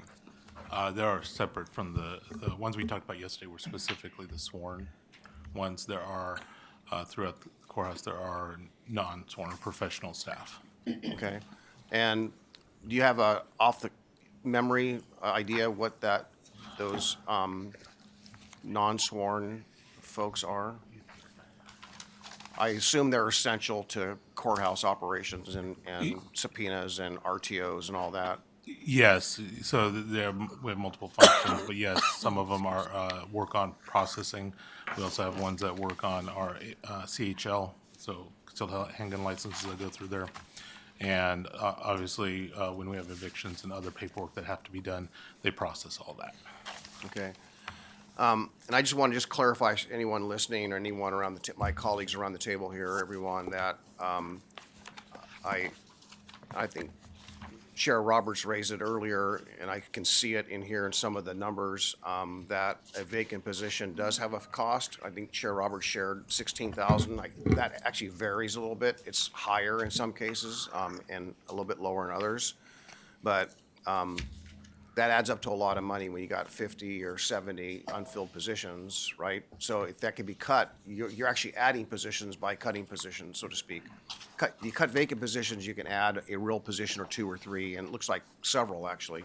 So that's why I'm kind of trying to get a little bit more granular in trying to understanding the getting back to civil. It's in the budget, 42 positions, 33 filled, 9 vacant, okay? And can you give me an understanding?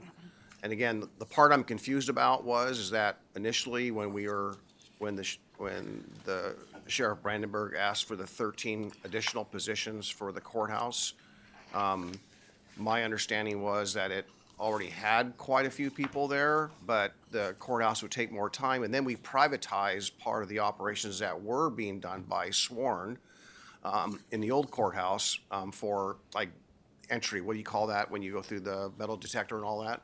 So we had sworn, right? And now we have a private company. So it seems like we're, I'm gonna say duplication, but monetarily, I was surprised to find out that we have that being done privately. So that ought to be freeing up work or positions that would otherwise not be needed. So just to understand, you are saying that the entry security was done by sworn staff and not a DePaul Security Services? In the old courthouse, when I visited there, and maybe the last time was a couple, 3 years ago, prior to this, couple of years before the courthouse was built, I can even name the people that were there.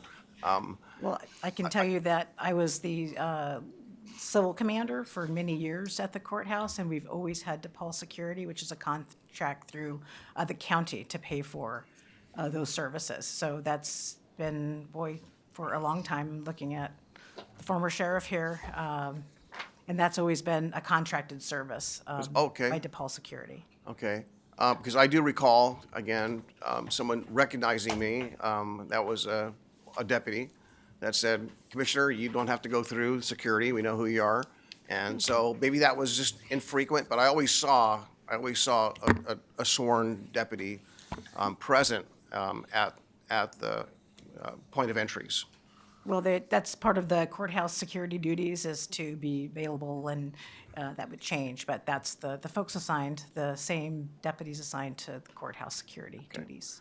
And then comparatively, just so it's clear, again, it's probably anecdotal, but all my visits to the new courthouse, I've seen no deputies at the entry point. It's all private. That's my point, to some degree.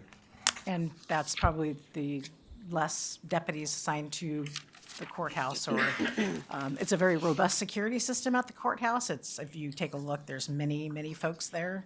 And so it's a little better security setup. So that's helpful. And so you may not see a deputy there all the time.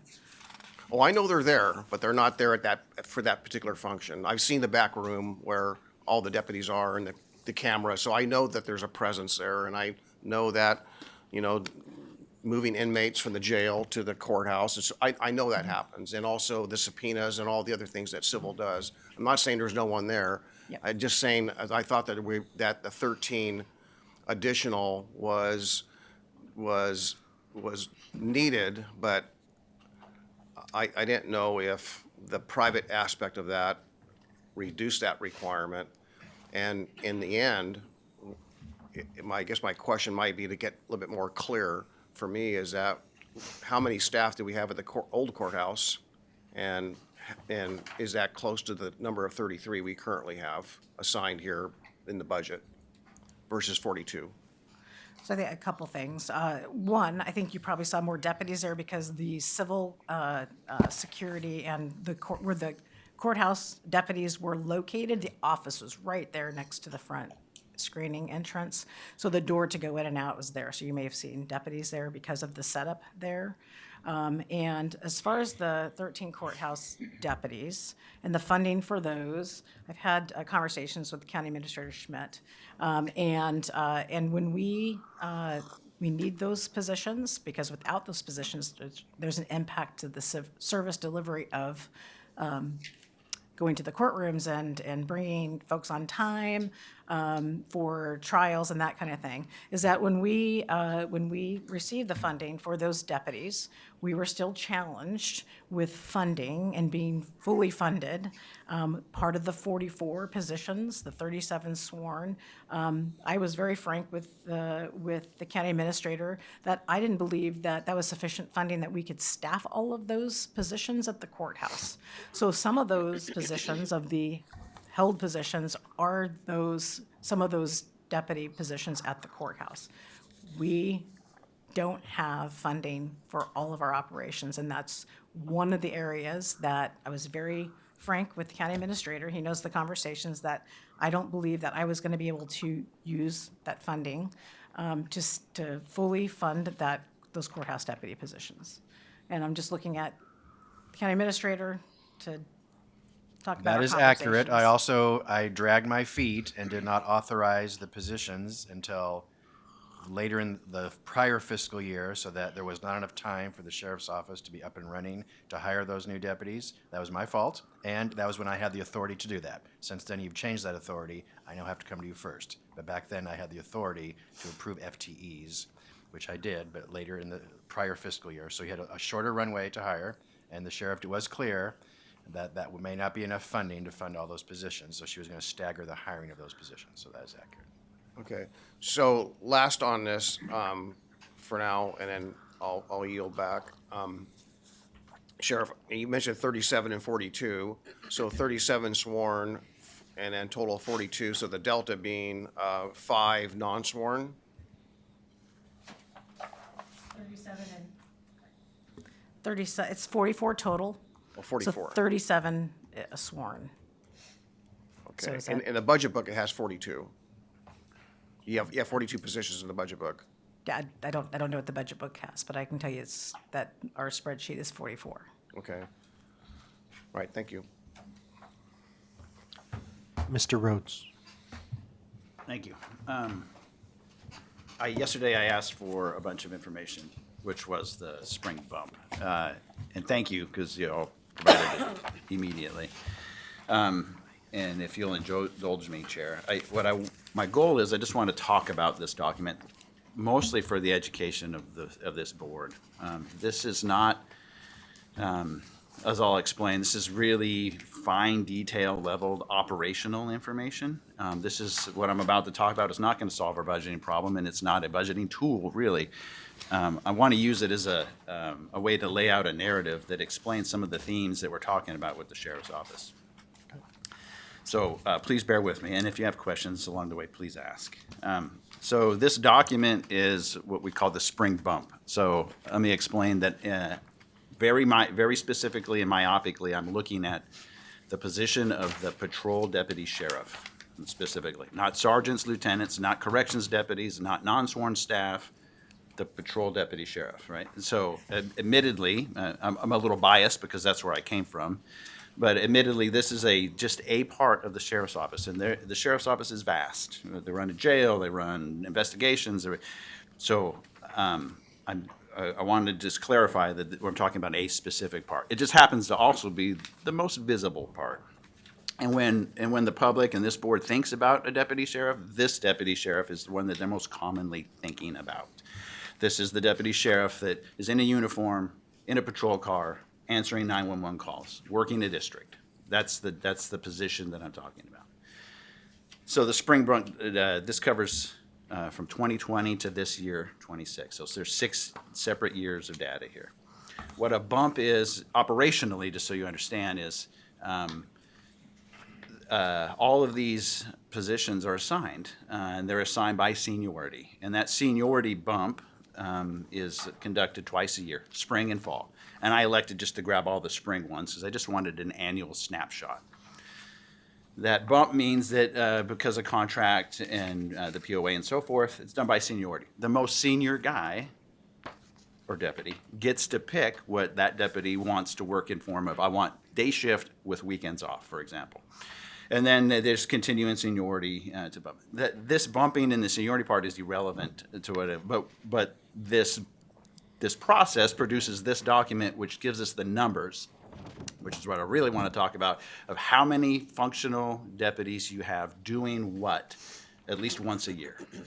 All right, so for example, if you look at the first one here that's in top of the red, and we don't have to go through them all in detail, but just so we'll just look at one. You're on page.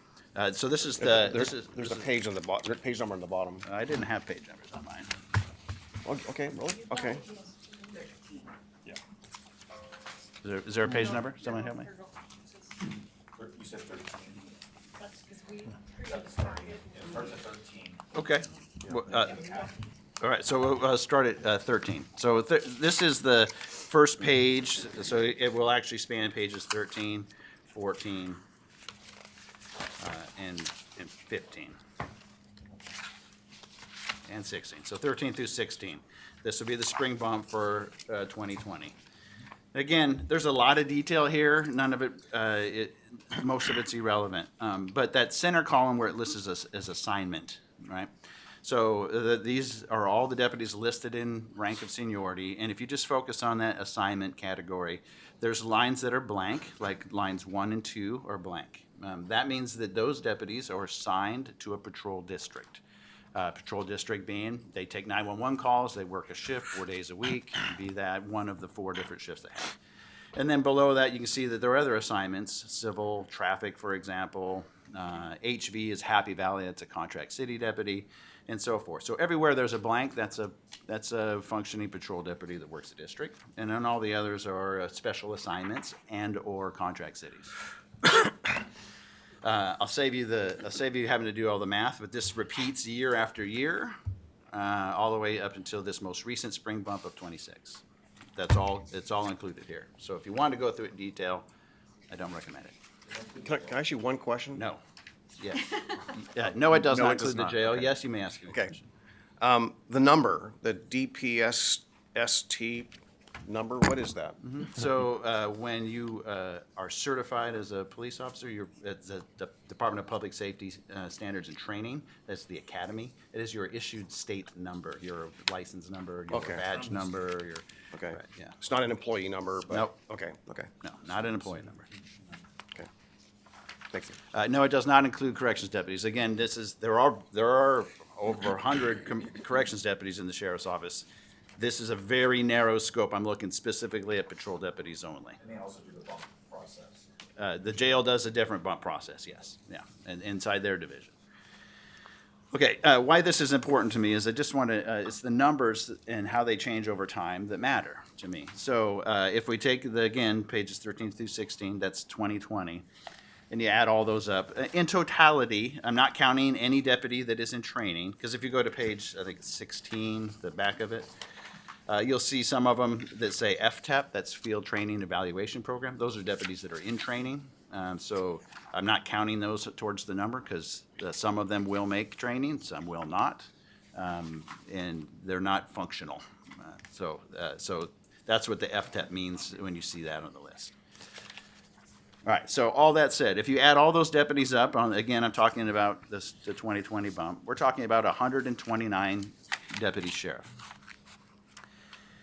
71 of them are blank here, which means 71 of them are assigned to work the patrol division, districts, 911 calls, 4 shifts a day, 7 days a week, right? 14 of them are assigned to contract cities, and that'd be Happy Valley and Wilsonville and Estacada at some years in here. And again, we understand that those are contracted to work inside the city, and that cost model is different. We build cities. And then the remaining 44 are what I'm calling special assignment deputies. So these are the colored, again, in that assignment column in the middle. These are assigned to traffic or SRO, school resource officer, and all the other programs that the sheriff's office is trying to maintain, right? So CCITF is the interagency task force. Some are assigned to the civil division in here, and that's where all their assignments are. What's important is, again, that's 71 patrol deputies that are working 911 calls, right? So when we think about the sheriff's office and funding deputies, this is what we see in our mind. Again, the patrol car driving around. There's a lot of other things going on. There is a staffing study that Sheriff Brandenburg had contracted in, I believe, 2021, and it said that ideal number for the minimum number, really, for staffing those districts that I'm talking about, which from here forward I'm going to call patrol districts. Patrol districts, that minimum number was 67, was the preferred minimum number, right? So, and this spring bump, it was 71. And then I'll skip ahead and we won't go in this much detail, but then in the following years, 21, 22, and so forth. In 21, the total number of deputies went down to 122, and 71 of them worked patrol districts. In 2022, the total went down to 120, and the patrol districts went to 63. In 2023, there was 122 deputies. Again, the patrol deputies went to 66. In 24, 113 deputies, 64. And now, most recently, we're up to 123 deputies. I'm sorry, last year, 123 deputies, 55 working patrol. And then this most recent year, 128 deputies, 73 of which working patrol. If you average those 7 years, and you average them out, on average, that's 122 deputies to be assigned to patrol contract cities, special units. On average, 66 of them were working patrol. On average, 20 of them at any given time were working in a contract city. And on average, 37 of them were assigned to all the other special assignments. So that's, again, all the programs that the Sheriff's Office is trying to support. NLP, Neighborhood Livability Project, traffic, DUI cars, all those things. Why this matters to me, what I'm trying to explain is that, so this is a snapshot. And so the Sheriff's Office is trying to fund and make all these programs happen with this staff. What I'm trying to paint is the narrative that when we hear things like the sheriff's budget is complex, which we hear, I want to explain why it's complex, because everything we just talked about, all those deputies, some are funded by general fund, some are funded by the ELED, approximately 17 of them, some are funded by the levy, approximately 18 of them, I think, or so are funded by the levy. And so when funding changes, when the ELED funding changes, it has an effect on this number and the operational ability for the sheriff to conduct business. The levy, same thing, has a profound direct effect on operational ability to conduct programs, and the general fund as well. And then the ELED funded deputies can only work they can only work within the ELED. So they're assigned there. And levy, some of the levy deputies are specifically assigned to specific duties. And to balance all this stuff is an ongoing difficult process. And although this looks complicated enough, this is one snapshot of a bump that they do in the spring of every year. They're going to repeat this process in the fall every year. And every day between spring and fall and spring, someone's going to call in sick, someone's going to resign, someone's going to retire, someone's going to come out of training, someone's going to have family medical leave. I'm trying to paint the picture that when the Sheriff's Office says that it's complicated, and let me back up a little bit. I recently sat on a work group where we talked a lot about the conflict between trying to analyze what things cost and so forth. This is a reason why it's very, very difficult to discern all that stuff. It is frustrating. It's frustrating for the Sheriff's Office, it's frustrating for finance, and then ultimately frustrating for us. But this is the nature of the beast. And there is, again, I'm not proposing a solution. I just want to paint the picture that this is a very complicated and convoluted and complex operation that is ever-changing daily. And the Sheriff's Office is trying to manage all of these programs with the people that they have. So that said, we talked yesterday a little bit about performance indicators, key performance indicators, and observable results. Those exist, and they exist in all of these programs. So they exist, and they can be calculated, and they can be gathered, and they should. But again, I'm talking about one little piece of the Sheriff's Office. They should be gathered and collected in the entirety of the Sheriff's Office. Because ultimately, when we step back from this and we're trying to fund the entire Sheriff's Office, these programs included, we need to decide, and the sheriff is responsible for, deciding what is the priority. Because we're at a time where we can't fund all of it, and we need to start deciding what programs will be funded and not. What I'm trying to illustrate, though, is when we get this is way down below the budget committee's level. This is as close as you get to the actual operations. It takes a great deal of work, leadership, and management to make all this stuff work. And when we're just pulling big levers like the general fund budget or the ELED budget or the levy budget, it is very complicated. And so this scenario that I plan out plays out in the jail and plays out in the investigation to lesser degrees. It's probably most profound here in patrol, but it is very complicated and very complex.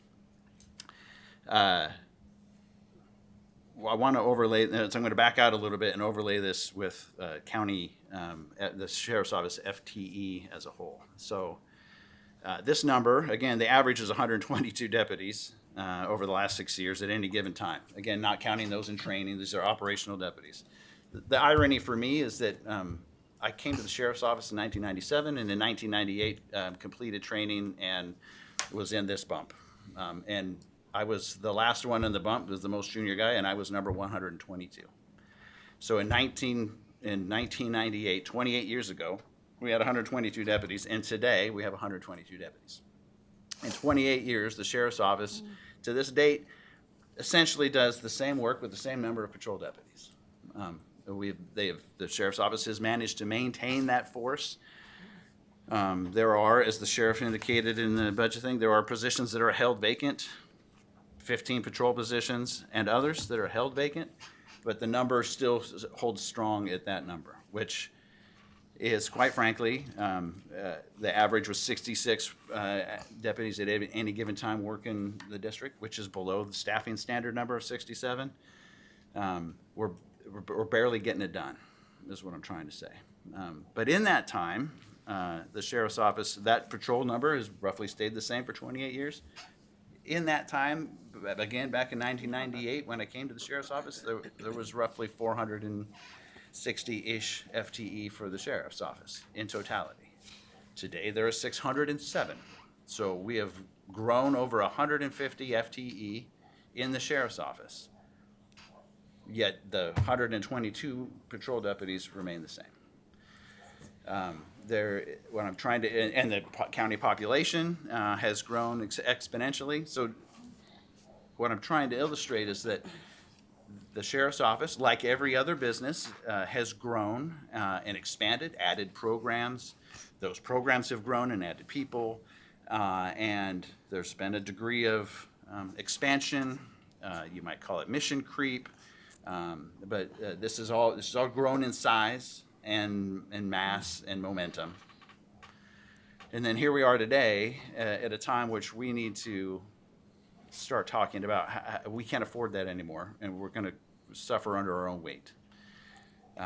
Programs need to be cut. Programs need to be trimmed or eliminated. And unfortunately, programs mean people. This is this people industry, so programs mean people. And that's unfortunate because all these people they're all part of the family, right? And everybody works hard to do their job. I just don't know that, well, I do know that we can't afford all those positions and programs anymore. And so it is incumbent on the sheriff to manage the budget that we provide her. We need to help prioritize where those cuts need to be, right? Because if my job on the committee is to speak for the public, I have desires on what I as a member of the public want out of the sheriff's office. And so we need to, we're at a point today where we need to be thoughtful and meaningful about what we're going to trim and not trim. I wish desperately that we had key performance indicators and results so that we could make a better informed decision. We don't have those. We should have those. In a business this size, a $2 billion industry, we should have those. And I hope to have them in the future. But the time is now that we need to start making these decisions, right? Again, this is just one small example of a piece of the sheriff's office and how they try to operate in a lean fashion. I don't know that it's like that in the other parts of the sheriff's office. I personally believe that there are other portions in the sheriff's office that could suffer more trimming that don't affect what I believe to be one of the core missions of the sheriff's office. I illustrate this by, again, 122 patrol deputies, give or take, per year over 28 years, yet the total staff has grown to 607. There is bloat somewhere. There is excess somewhere, right? And I don't mean it callously, but it's true. And we came with the best of intentions. We wanted to add programs. We want to do good things, but here we are today. Thank you for letting me wax on and talk about this. I wanted to paint the picture of really what is going on down at the bottom level of this, and help us understand when we start thinking about where we need to eliminate, cut, or reduce things, that we have a sense of what the effect of that is. I've taken enough time, and I yield. Thank you. All right, thank you. And before I go to Commissioner Savas, I'd like to go to County Administrator Smith, just to clarify before we start getting into things, exactly what our role versus the sheriff's role in this is. Yes, we've talked about this before, and this is my remembrance, and the county council can add if needed. So the sheriff has unique statutory authority granted by Oregon law, different from any other elected official in the state. So by Oregon law, the sheriff, he or she, has total authority how to structure the sheriff's office. The Board of County Commissioners has authority over the budget, so you give a number to the sheriff, and you can set the number of deputies, the actual number of deputies. That is the only authority of the Board of County Commissioners or a budget committee. So you give the sheriff a dollar amount for his or her budget and set the number of deputies. But you can't direct other structural changes because Oregon law gives that authority to the sheriff. But you sounds like some of you have comments on that. Okay, so. Can I ask a clarifying question about Sure. his response? Yeah. When you, specifically deputies or employees? The law says number of deputies in Oregon law. Thank you. That's all I wanted to hear. Can I ask a clarifying question? Can we set specific line item budgets that are to the program level? So yes, the Board of Commissioners, you can budget any department or office down to the line item if you wish. That is really going in the weeds, but you have that authority as a Board of County Commissioners for any department or office.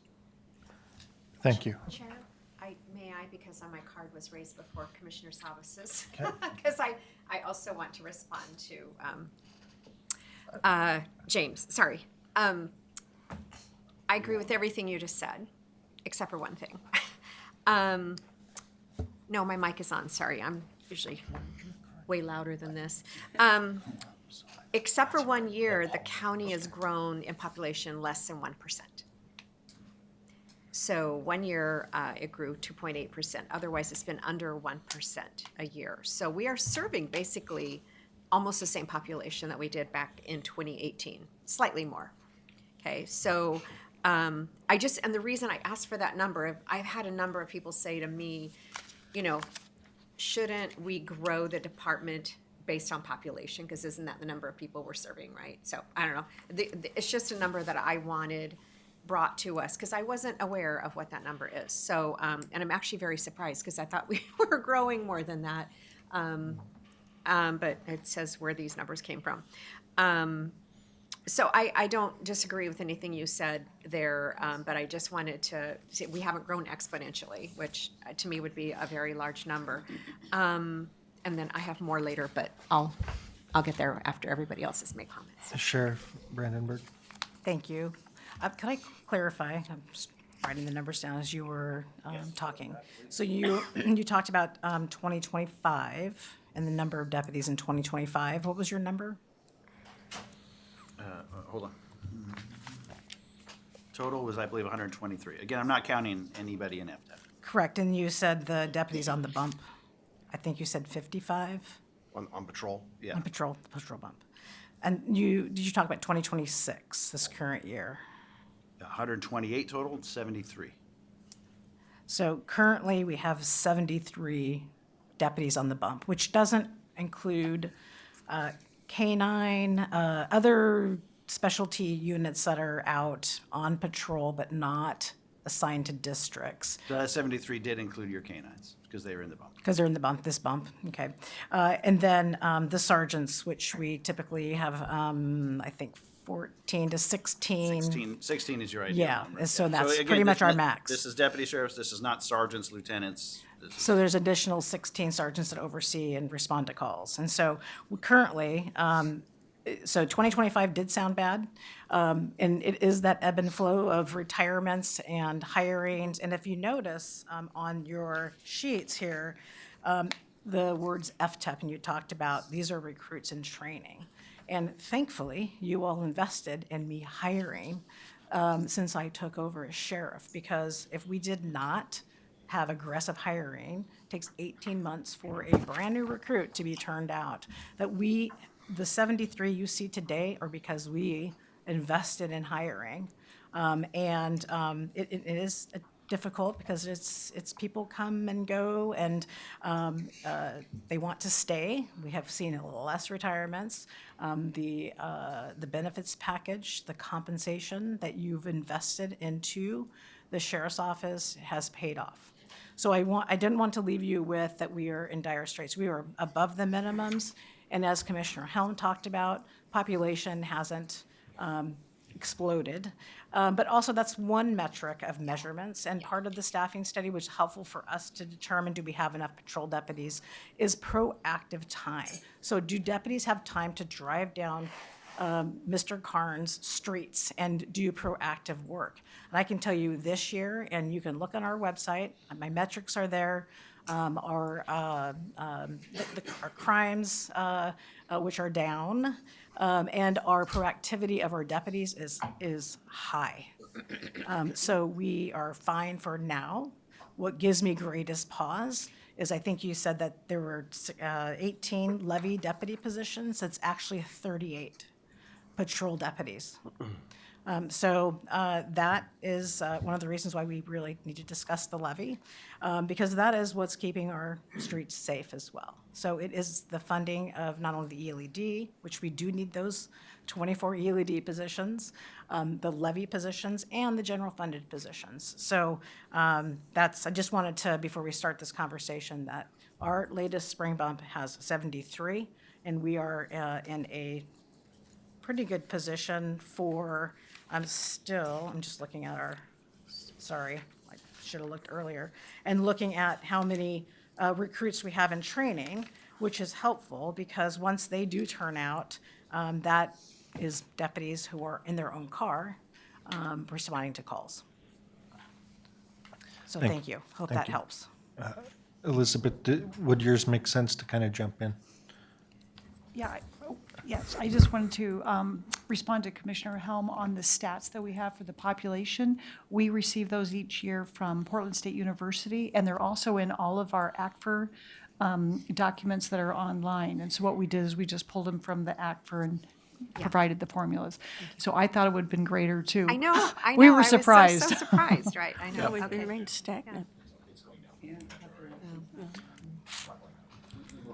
All right, Commissioner Sabas. Well, I believe maybe it was Chair Roberts had his card up before mine. I was unsure, and I asked him, and he said to let you go first. Okay.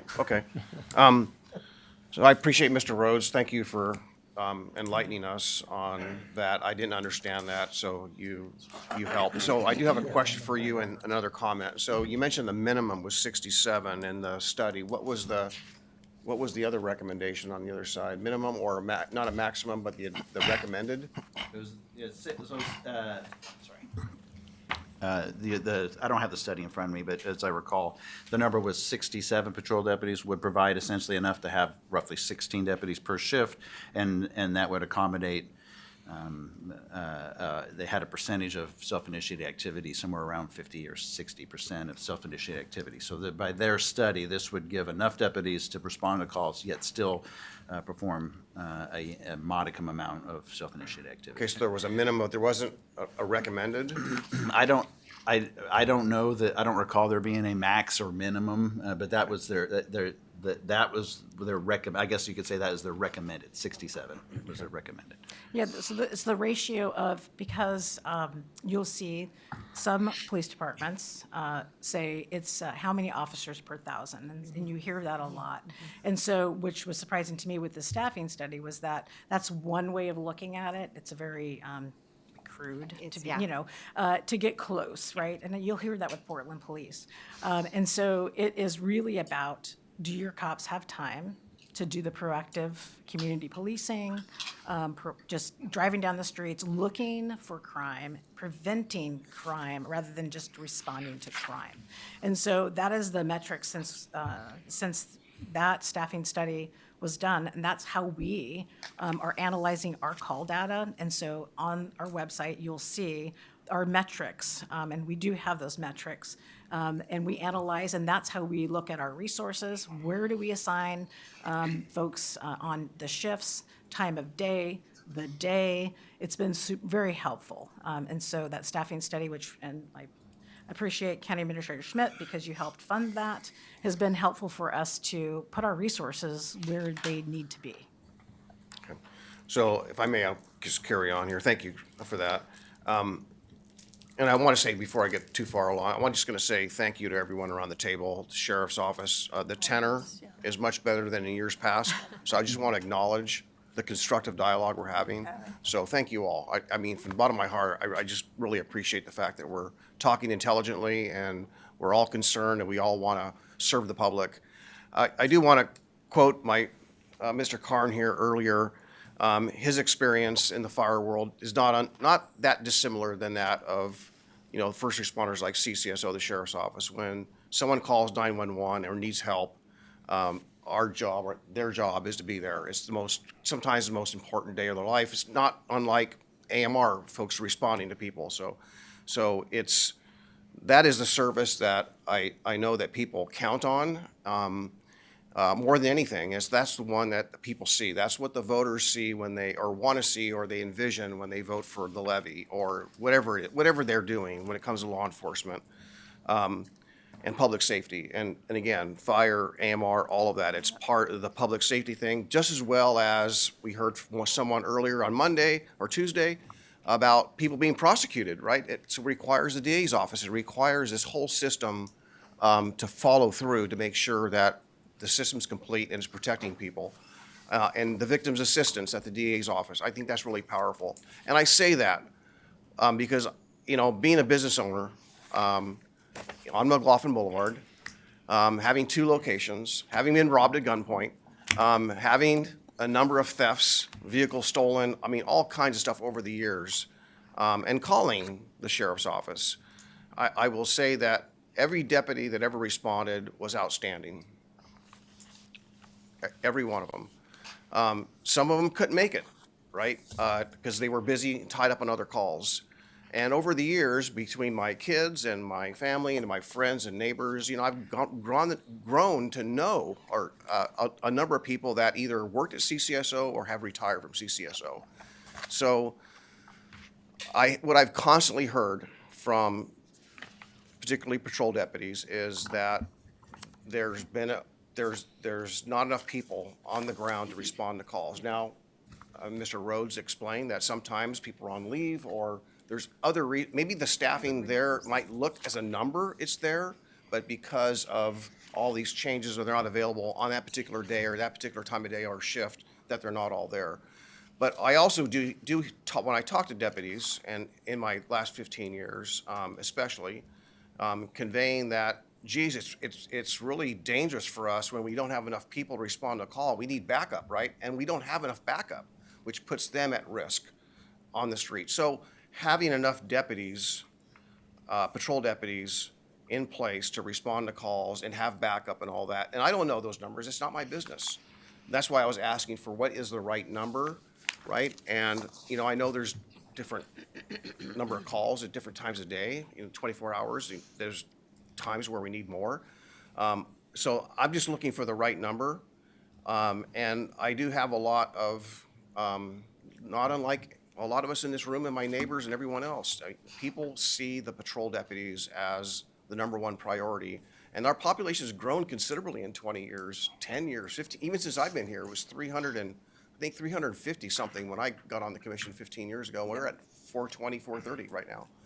So that's a significant growth. On McLaughlin Boulevard, not unlike 82nd Avenue, there's 2 hotspots on McLaughlin Boulevard. The hotspot was Rothy Road, and on 82nd Avenue was Monterey area. And I know that that's where a lot of calls at, a lot of activity in surrounding areas. So I live in ELED, and my business was in ELED.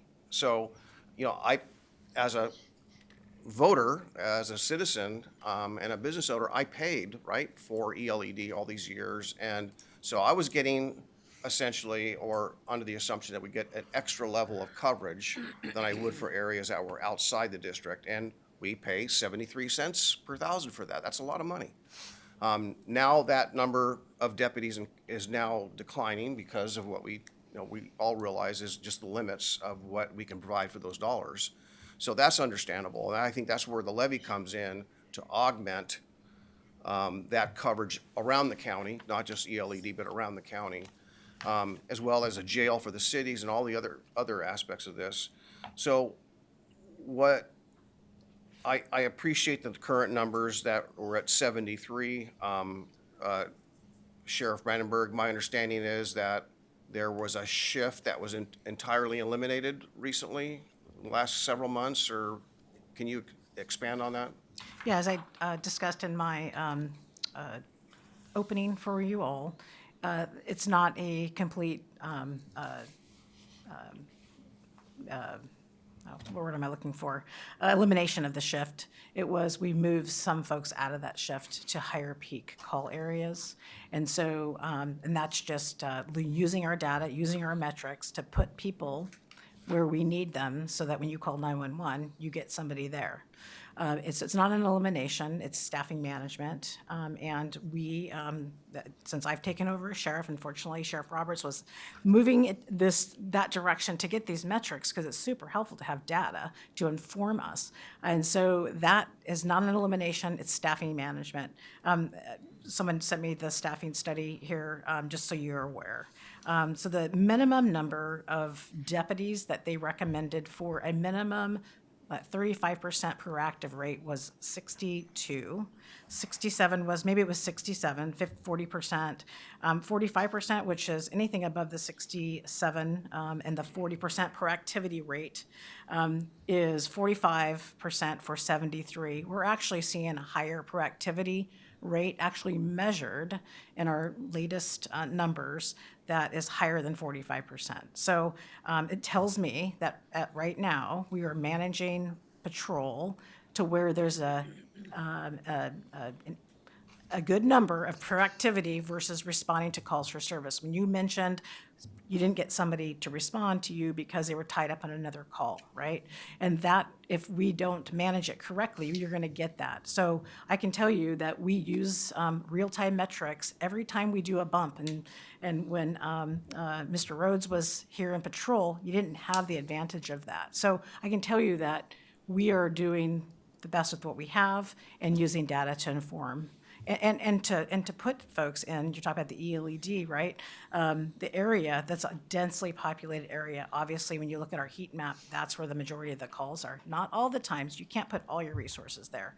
So but we do use real time for every 6 months. We do what we call the bump, seniority-based and district assignment. And we can change that up as management to ensure that we're providing the right level of service in the right areas of the county. So I hope that helps with. Yeah, it does. And I just want to just share some of the feedback, again, anecdotal, that I've heard. Again, I've been a commissioner for 15 years, and I appreciate the relationship with CCSO and the deputies, and again, I appreciate all their hard work. But the other two, I kind of mentioned it, one, I want to expand on it a little bit. But at the end of I don't know what time of day, right? So I'm not citing a time of day, where activity is higher or not, but this concern about not having enough backup when they have to respond, maybe they need 2 or 3 backups, right? Is there enough people at those peak hours with the elimination of that shift or not? I don't know, maybe not. It's not my business, I don't understand it.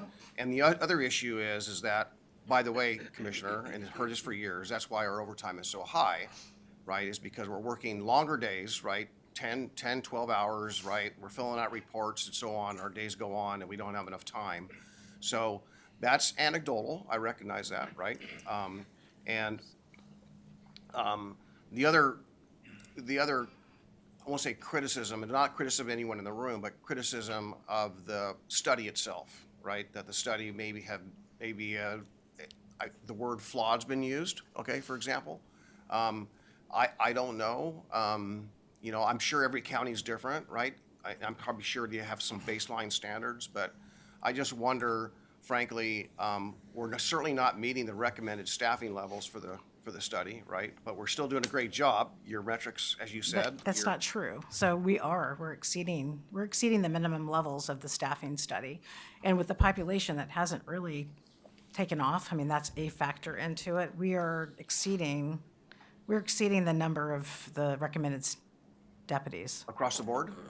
Yes, yes, and we're seeing that, and I appreciate the feeling, and everybody wants more, right? I get that. I would love to wave a wand and double our staff because that would only serve the public better, but we can't. And as I tell when I talk to the public, I can't tell you. I feel this. I believe this. This is what I think. People want data. They want to see the numbers. And so that's one of the reasons why, as sheriff, I have moved in this direction to show the data, because we have to take the feelings out of it. And if I'm not doing a good job, I want to be able to say, where am I not doing a good job? Where do we need to put the resources? And I can tell you using data and not feelings or anecdotes, because people are going to feel they want more. We want more. And so we are doing the work and delivering the services with the resources that we have, and I believe we're managing that very well. And if we weren't, you all would be getting the emails, because people will call you and you'll send those to me, and so it is working. And I'm not saying it's always going to be working. We have a lot of challenges ahead of us, but patrol is one portion of the sheriff's office. And as sheriff, I am looking at the jail is running short, parole and probation is running short, civil is running short, and we're using our metrics, because we do this across the board. I appreciate that County Administrator Schmidt, I believe you brought, not Performance Clackamas, but managing results into the county. And we have really embraced that.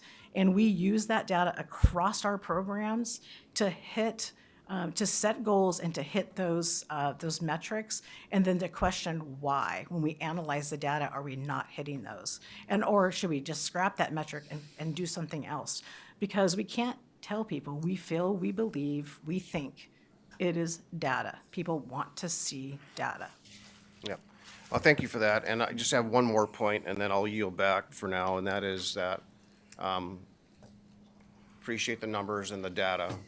And I think Mr. Rhodes here kind of touched on this. The other number is the dollar amount that we have available to do all of this, right? And the shrinking number, so how we do this better with that fixed amount, because that's a reality factor that we all got to cope with, regardless of what studies say, regardless of what anything's out there. We got to work within the limits. I totally, you took the words out of my mouth, but the three things I recognize that are important is, the patrol, the jail, and I don't know. I'd like to hear your thoughts whether that's the other twosome or balance of investigations versus parole and probation, but all the other programs is what I'm kind of wondering if there's a way to scale those, to re-examine those for adjustments, as opposed to those I see priorities, the jail, the patrol, jail, and so on.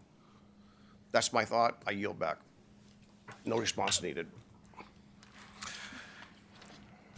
Go ahead. I appreciate that, Commissioner Savas.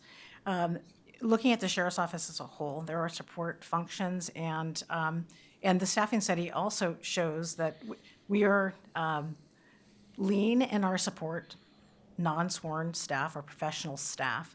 And many of the jobs that our professional staff are doing now were done by deputies. And you don't want to pay sworn wages with work that can be done by somebody that doesn't have a badge and doesn't have that, what a deputy costs, right? So it's looking at the whole and what those support functions do. The sheriff's office, we do a lot of things. And so I think some of that work can be done too, is to educate the commission on all the programs, and we could have those talks, but to show what we do, how we do them, why we do them, because the sheriff's office is large. When I go out and talk to the community, I say, here's our org chart, here's what we do, and people I have no idea that's what the sheriff's office did. I have no idea. And so part of that is educating all that the sheriff's office does. And some things are by statute, right? Civil process, search and rescue, the jail. And then it says to take people who are disturbing the peace into custody. So some of that is patrol, right? But really the core functions of the sheriff are set in statute, and we're required to do certain things. So, but that's part of a larger message of what the sheriff's office does. But we do need support staff to support the sworn work, to deliver the services that you expect and deserve as taxpayers of this county. Yeah, I don't disagree. Chair Roberts. Yeah. Well, first of all, thank you, everybody. This has been a robust conversation. I appreciate Mr. Rhodes and Mr. Savas. The one thing I want to emphasize is it is complicated. It is extremely complicated. And I think that, one of the things that James highlighted too is all these positions. And when I look at what is the big picture result we want, right? What is that overall big picture we want? We want a safe community that is livable and that we address a wide variety of issues.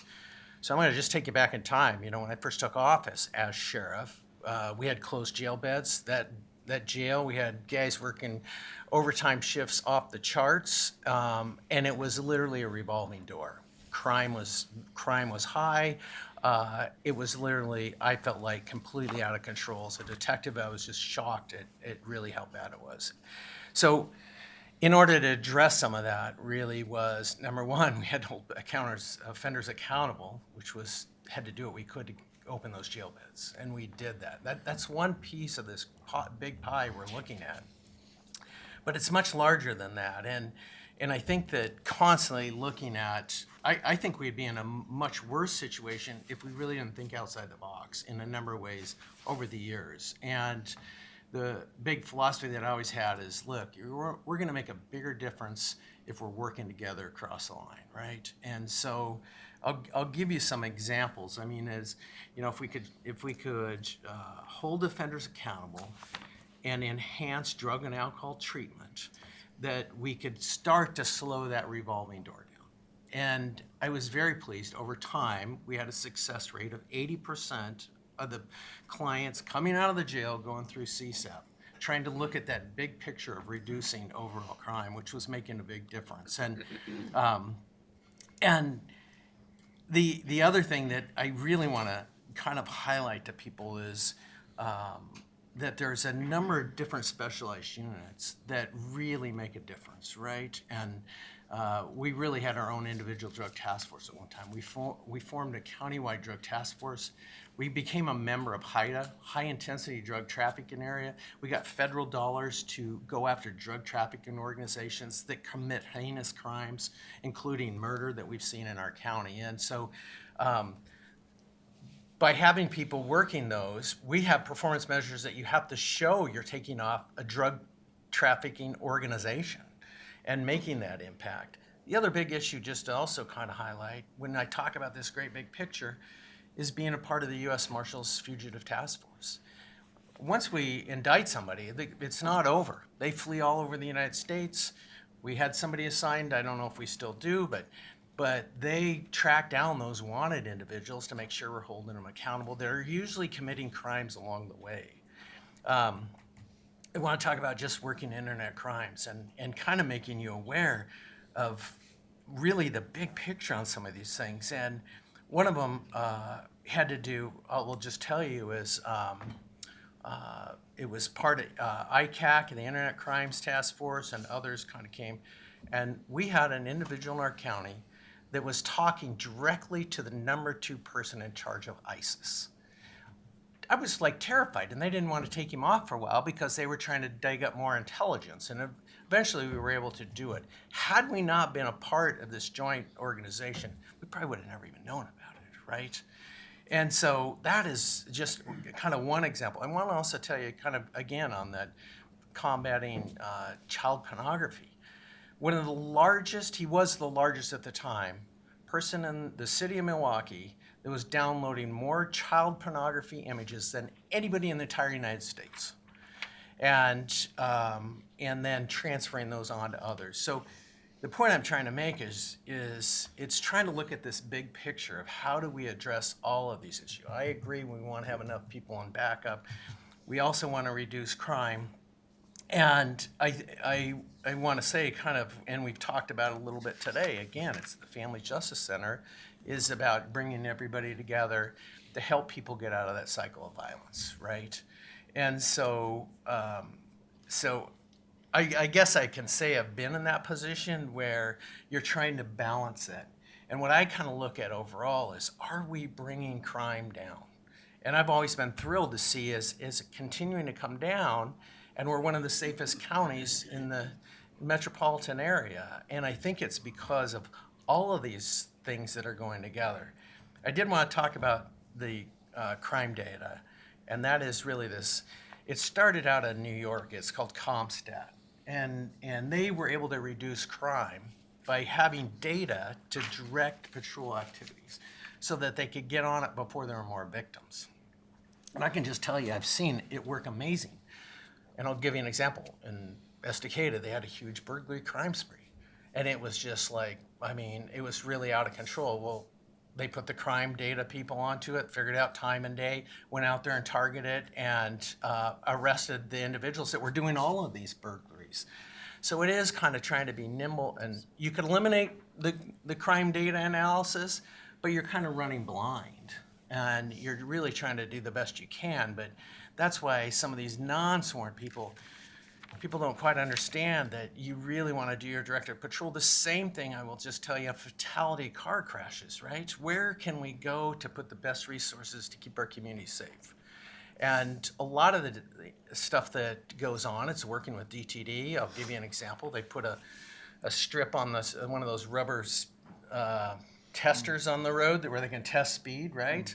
And in areas, they'll find them going 150 miles an hour when nobody's around, where no police are around. And then you basically go, okay, between this time of day, we need to get out there and reduce those speeds and hold people accountable. So, and then kind of the last thing I think is just really over the years, I really believe trying to be creative, not just kind of going back to Gary and go give us more money, right?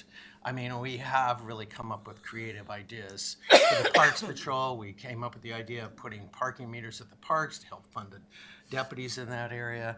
We brought forward Justice Court to create revenue to do really crime-driven data on that, and partnering with a lot of these entities that are financially supporting us. And so I think it is, I can appreciate James, because I think a lot of times people are looking, do we have enough to respond to all those 911 calls? And constantly really looking at what's our data show? Are we reducing our response times? And are we reducing crime, right? And so I appreciate everybody's, points on this issue. I just, want to reiterate, it is extremely complicated trying to manage all these things. And it's really trying to look at that big picture of how do we kind of really keep our entire community safe. And it is a broad-based approach. Thanks. That's all. Mr. Kern. A lot of what I was going to point out has been covered. A couple of things I wanted to make note of. For example, Commissioner Helm, you brought up a good point as it related to population growth, and it wasn't really what some folks might think it might be. However, there's so many different variables that you do have to take into consideration and remember when you're dealing with law enforcement. One of those key factors as it relates to population growth, that doesn't necessarily mean the calls for service go down, and you probably know that. And as Angie knows and James knows, the difference in calls to service, I don't know if you know, how many calls for service did we receive last year? I know, I'm sorry, I don't want to put you on the spot. Yeah, it's up. Yeah. And because I've been, I don't have that for you, but it is up. Yeah, and as I have mentioned. Not exponentially, but Yeah. but it's up. as I had mentioned before too, every year it will go up. Now, types of calls, and many of you may know or you don't know that every day, every shift, the sheriff's office may have calls holding based on priority. And you can appreciate a priority call with Commissioner Savas, being robbed at gunpoint is a priority call versus somebody who's just coming out to their car at the town center and noticed it's been broken into. So there are a lot of variables. And then if you throw in another major incident into the middle of that, or it's the holidays, and it's weird sometimes how some seasons can be busier than others, but you get a hostage situation and a standoff, you gotta remember that's a lot of resources committed to one call, and who's answering those second calls that come in? Okay, so Commissioner Savas gets held up at gunpoint during a major incident. That's not a good thing. So the balance between the right number of people on the road versus how much the county is going to grow versus how many more calls come in, it probably helps us all understand more how this is so complex. And it's not necessarily easy. And then most importantly, okay, how do we fund it? It doesn't mean you just have unlimited funds that you can throw at it. So it's difficult, but I think the one thing that always comes back to me, and this is, my fire service background in this too, where the public stands to suffer the most, even though crime may go down in a certain category, but response times continue to rise. If more call volume comes in, if response times continue to grow to an unacceptable level based on the type of priority call, that's the thing I think really the public is going to be most concerned about. So if somebody's breaking into your house, you want that deputy there yesterday, right? Okay, so your car was broken into at the town center, you got a file report, okay, maybe I can do that tomorrow. But response times are really, really important, and we're seeing that on the fire service side. So on the west side of town, my friends over at Tuolumne Valley Fire and Rescue, traffic is becoming a continuous problem. So do we have traffic problems in Clackamas County? Yes, we do. And if it's more calls that the same amount of deputies or left deputies are having to respond to, and then you throw on the other factor with traffic and response times goes up, then you have a real problem.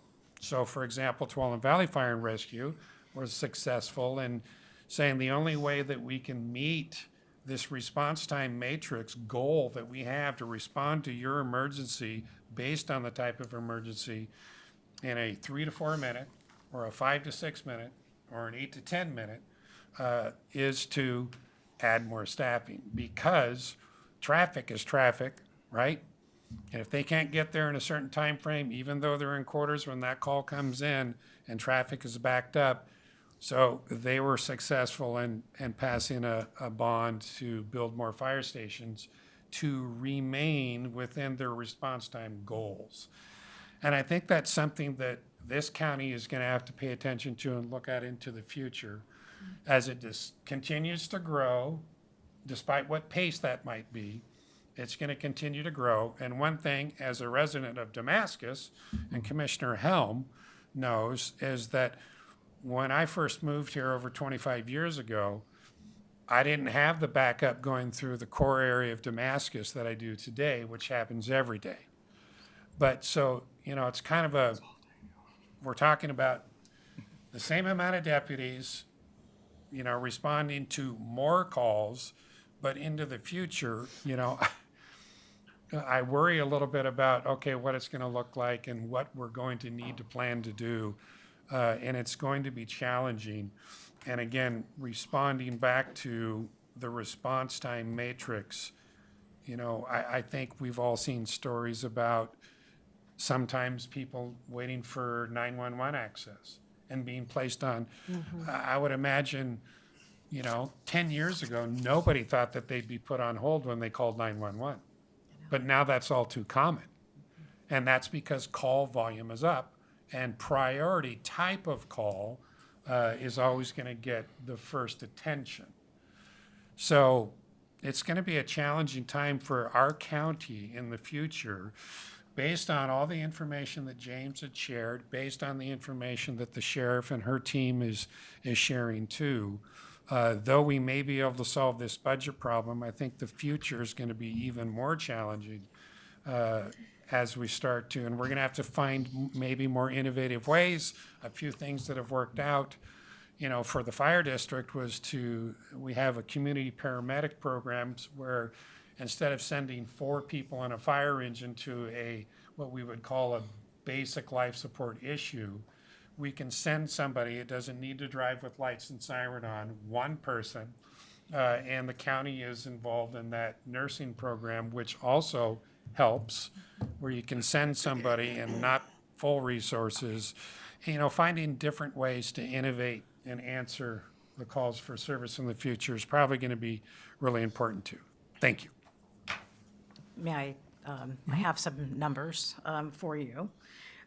So in 2024, we had a little over 77,000 calls for service. And we break up our calls for service from public initiated to the deputy initiated, so we can track and measure that data. Do we have enough deputies? Are they proactive enough? So 45,699 in 2024, public initiated calls. Deputy initiated calls, 31,000, let's say 32,000 deputy initiated calls, 2024. Our 2025 show actually that our public initiated calls dropped a little bit to 43,683. Meanwhile, our deputy initiated activity went up to 40,473. And so that's why I say that this year is different. And I can tell you in 2024, deputies initiated about 13,000 traffic stops. 2025, 18,780, which is a large amount. I can tell you because we report our traffic stops. Our data is crunched by the Criminal Justice Commission at the state, where they look at, they have very deep studies to ensure that we're stopping the right people and that we're doing the right things. And it's our traffic stop data that gets crunched, and we do more traffic than the city of Portland. There are more cops in Portland. And so, although it's not an apples to apples comparison, but with other sheriff's office, that we have a very high proactivity level. And so just giving you some ideas of what the metrics, you can find that on our website. You can actually, they're interactive dashboards. You can go to your neighborhood. You can take a look at the crime in your neighborhood. And so it's very helpful to see that. You can see it within the ELED. When I took over as sheriff, we didn't have that. How do we know we're being served? What are the calls for service? And so that was a priority that we did. So I'm hoping that this helps not only serve you all, but also it helps us, but the public to understand the calls for service, what they're getting from the sheriff's office, right? What's the investment? Thank you. Mr. Caton. I'll yield to Commissioner West first, and I'll make my questions and comments after that. All right, Commissioner West. Thank you, Chair. It is clear that Clackamas County totally prioritizes public safety over the many years. The elected officials in this county have prioritized it, from our DAs to our current sheriff and our previous sheriff, and now Chair Roberts. We are trying to figure out the right number for core services, and we're going to deliberate that moving forward for sure. But the data is very clear. As we have this tough conversation. We aren't dealing with the ideological problems that our neighbors to the north deal with, where they legitimately and ideologically want to defund police. They have an ideological, hostile approach to law enforcement. That doesn't exist in our county. According to OSP data that has been analyzed over the last few tracking cycles, Clackamas County, we have recorded a significant drop in overall crime. I know the sheriff just alluded to that. 42.2 offenses per 1,000 people. That is down from 54.5 in our own county. That is a significant improvement. That is a great data point. We are, and it's the safest county according to this data, in Oregon of all large counties that include Multnomah, Washington, Lane, Marion, and Clackamas. We consistently maintain the lowest per capita crime rate in Oregon. Furthermore, the county hosts several individual municipalities that dominate statewide safety lists within our county. West Linn is frequently cited the #1 safest county in the entire state, with just 0.5% per 1,000. Lake Oswego consistently ranks #2 or 3 in the statewide list, and Sandy and Canby are routinely featured on that top 10 list. These are good policy decisions, and the prioritization, not just of this Board of County Commissioners, this committee, and our sheriffs. This is the good work that we've done as we struggle with these numbers. Now, out of all 36 counties, we rank in the top. That's even when we're compared to Wheeler, Gillum, and Sherman County, frontier counties, and rural counties. Out of all 36 counties, we're still a gold standard. How do we rank nationally? Nationally, when we look at counties that are anchored within a metro area with 420,000 to 450,000 people, when we are significantly above and better than the national average. With violent crime, Clackamas County's violent crime index sits vastly below the national median. While U.S. cities average hovers around 4 incidents per 1,000 people, Clackamas County's averages is 1.1 per 1,000 people. We see that played out in property crime, the peer, and when we look at other peer counties across the country. So we want data points and metrics. Those are very clear to me. Now we just have to know the right number to continue these core services to deliver those numbers. What is that number? I've been asking that for weeks and for a few years now. What is the number? We are told that we have all these unfilled positions that we still need to hire for. We are also told that we are delivering some of the best numbers in the nation right now. What is the number? We have a study. Well, it's not everything. We don't. It's not the Bible. We don't. But it is a data point that we use to try to make good decisions and good policy. Member Rhodes, that was a great educational moment that you laid out that I think everybody on this committee is thankful for you taking the time to show us that, and for letting us for being a leader and letting us have a glimpse into what that looks like operationally into the sheriff's office. That was fantastic. I very much appreciate it. But I think that, the core services are those men and women that wear the badge that show up when you call 911, and we want to make sure that those are appropriately funded. Everything comes secondary to that. That is the core function. And so that's my big question is, I guess we have some obligation to figure out what that number is. And I also want to say thank you to Sheriff Brandenburg, Chair Roberts, former sheriff of Clackamas County, DA Wentworth, and his predecessors, other former commissioners over the years. Though there has been tension between these different elected bodies, we have delivered numbers that are the envy of many counties in the nation, not just in Oregon. And when there was an overwhelming effort to demonize, defund, and delegitimize good men and women that serve to keep our counties and our communities safe, this county never buckled to that political pressure. And we still continue to do the job and prioritize that. So I think we should keep that in perspective as we make these decisions on figuring out what that next number is, the important number is. But I think that that's an important perspective as we have this conversation. Thank you. Thank you. Mr. Kate. Yeah, I want to thank everybody for their comments and questions during this deliberation with the sheriff, and the sheriff for coming and answering those questions and helping clarify a number of things. Member Rhodes, thank you for your input. It was very enlightening to have that information. And what I'd like to do for my purpose is, in our budget book on page 61, we've got the sheriff's budget lined out, summarized with the 13 areas that the general fund supports that we're going to be voting on, that 5% increase, and what those items are. And what was shared earlier was, we get, as a committee, get a vote for funding and then to support patrol people, in essence, for that money in this budget. So I wanted to go down that list of 13 items And from my standpoint, just clarify from my expectation, what patrol is being funded with those, or patrol people, support people that you mentioned. There are some important people in your office that are being funded from the general fund that we'll be voting on here. So if you'd indulge me just for a few minutes, just to help clarify some of those things that we're going to be voting on now going forward in the general fund. So you'll need that list to see what that is, and we'll. Thank you. I think we're good. So page 61 in the sheriff's portion of the budget book that we have.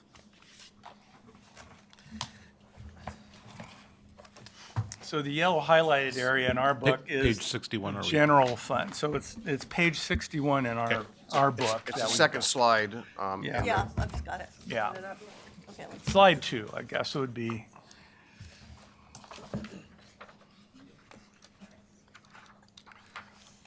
You're still not there, Andrew. Need to go there, Sheriff. There you That's go. it. That's it. That's the one I'm looking at there.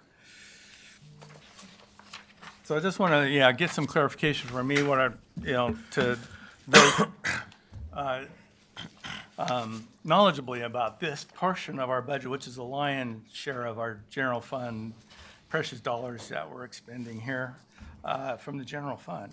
And so, item 1 is the office of the sheriff. There's, $1,388,491, and I want to just clarify the total and the filled positions. Are the filled positions ones that are funded now, or are those from those dollars, or is it the 11? I just want to clarify for me, those dollars, what does that buy, and are there sworn or non-sworn or people for those funds and those positions? I think we're understanding what you're asking. Are those part of the funds? Are they frozen going into the next fiscal cycle? And if they sworn or non-sworn? Yeah. Is that correct? Okay, okay. Yeah. Thank you. Okay, let me take a look here.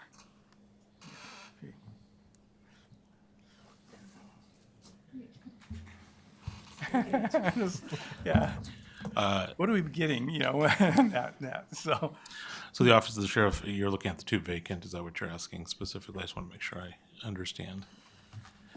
Those 2 vacant positions are ones that are also on our list for a layoff.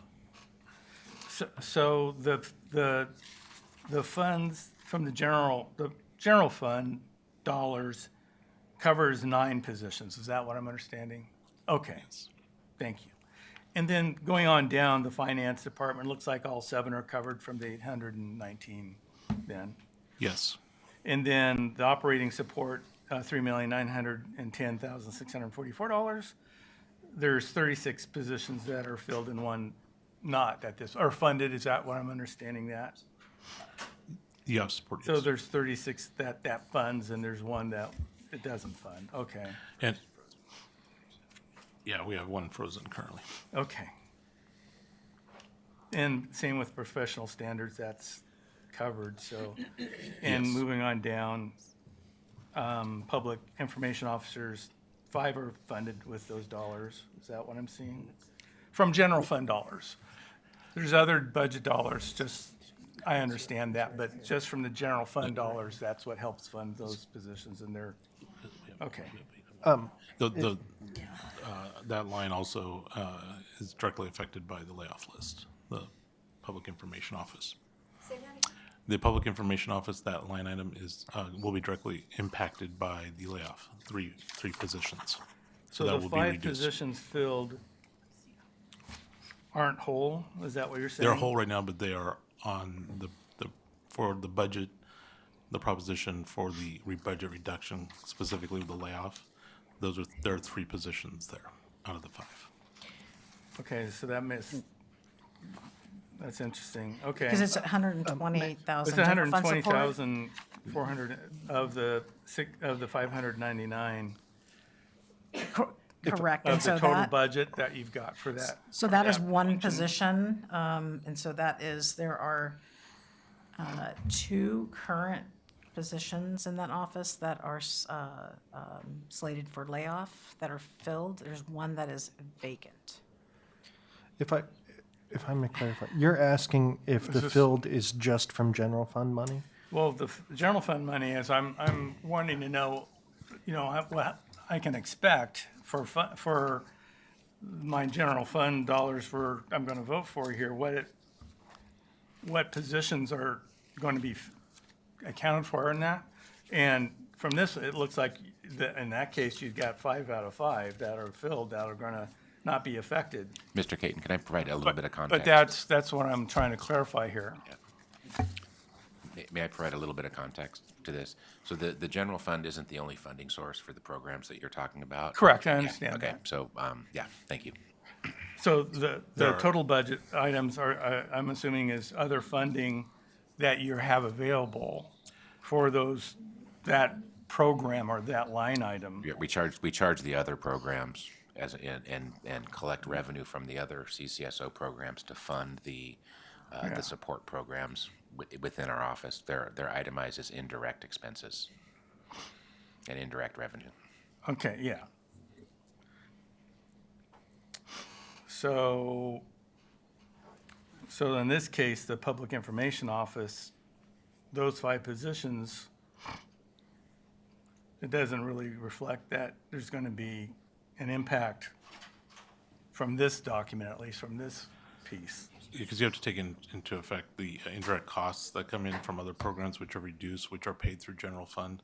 So comes around based on that percentage. What you're looking at the document there is Yeah. the direct general fund support.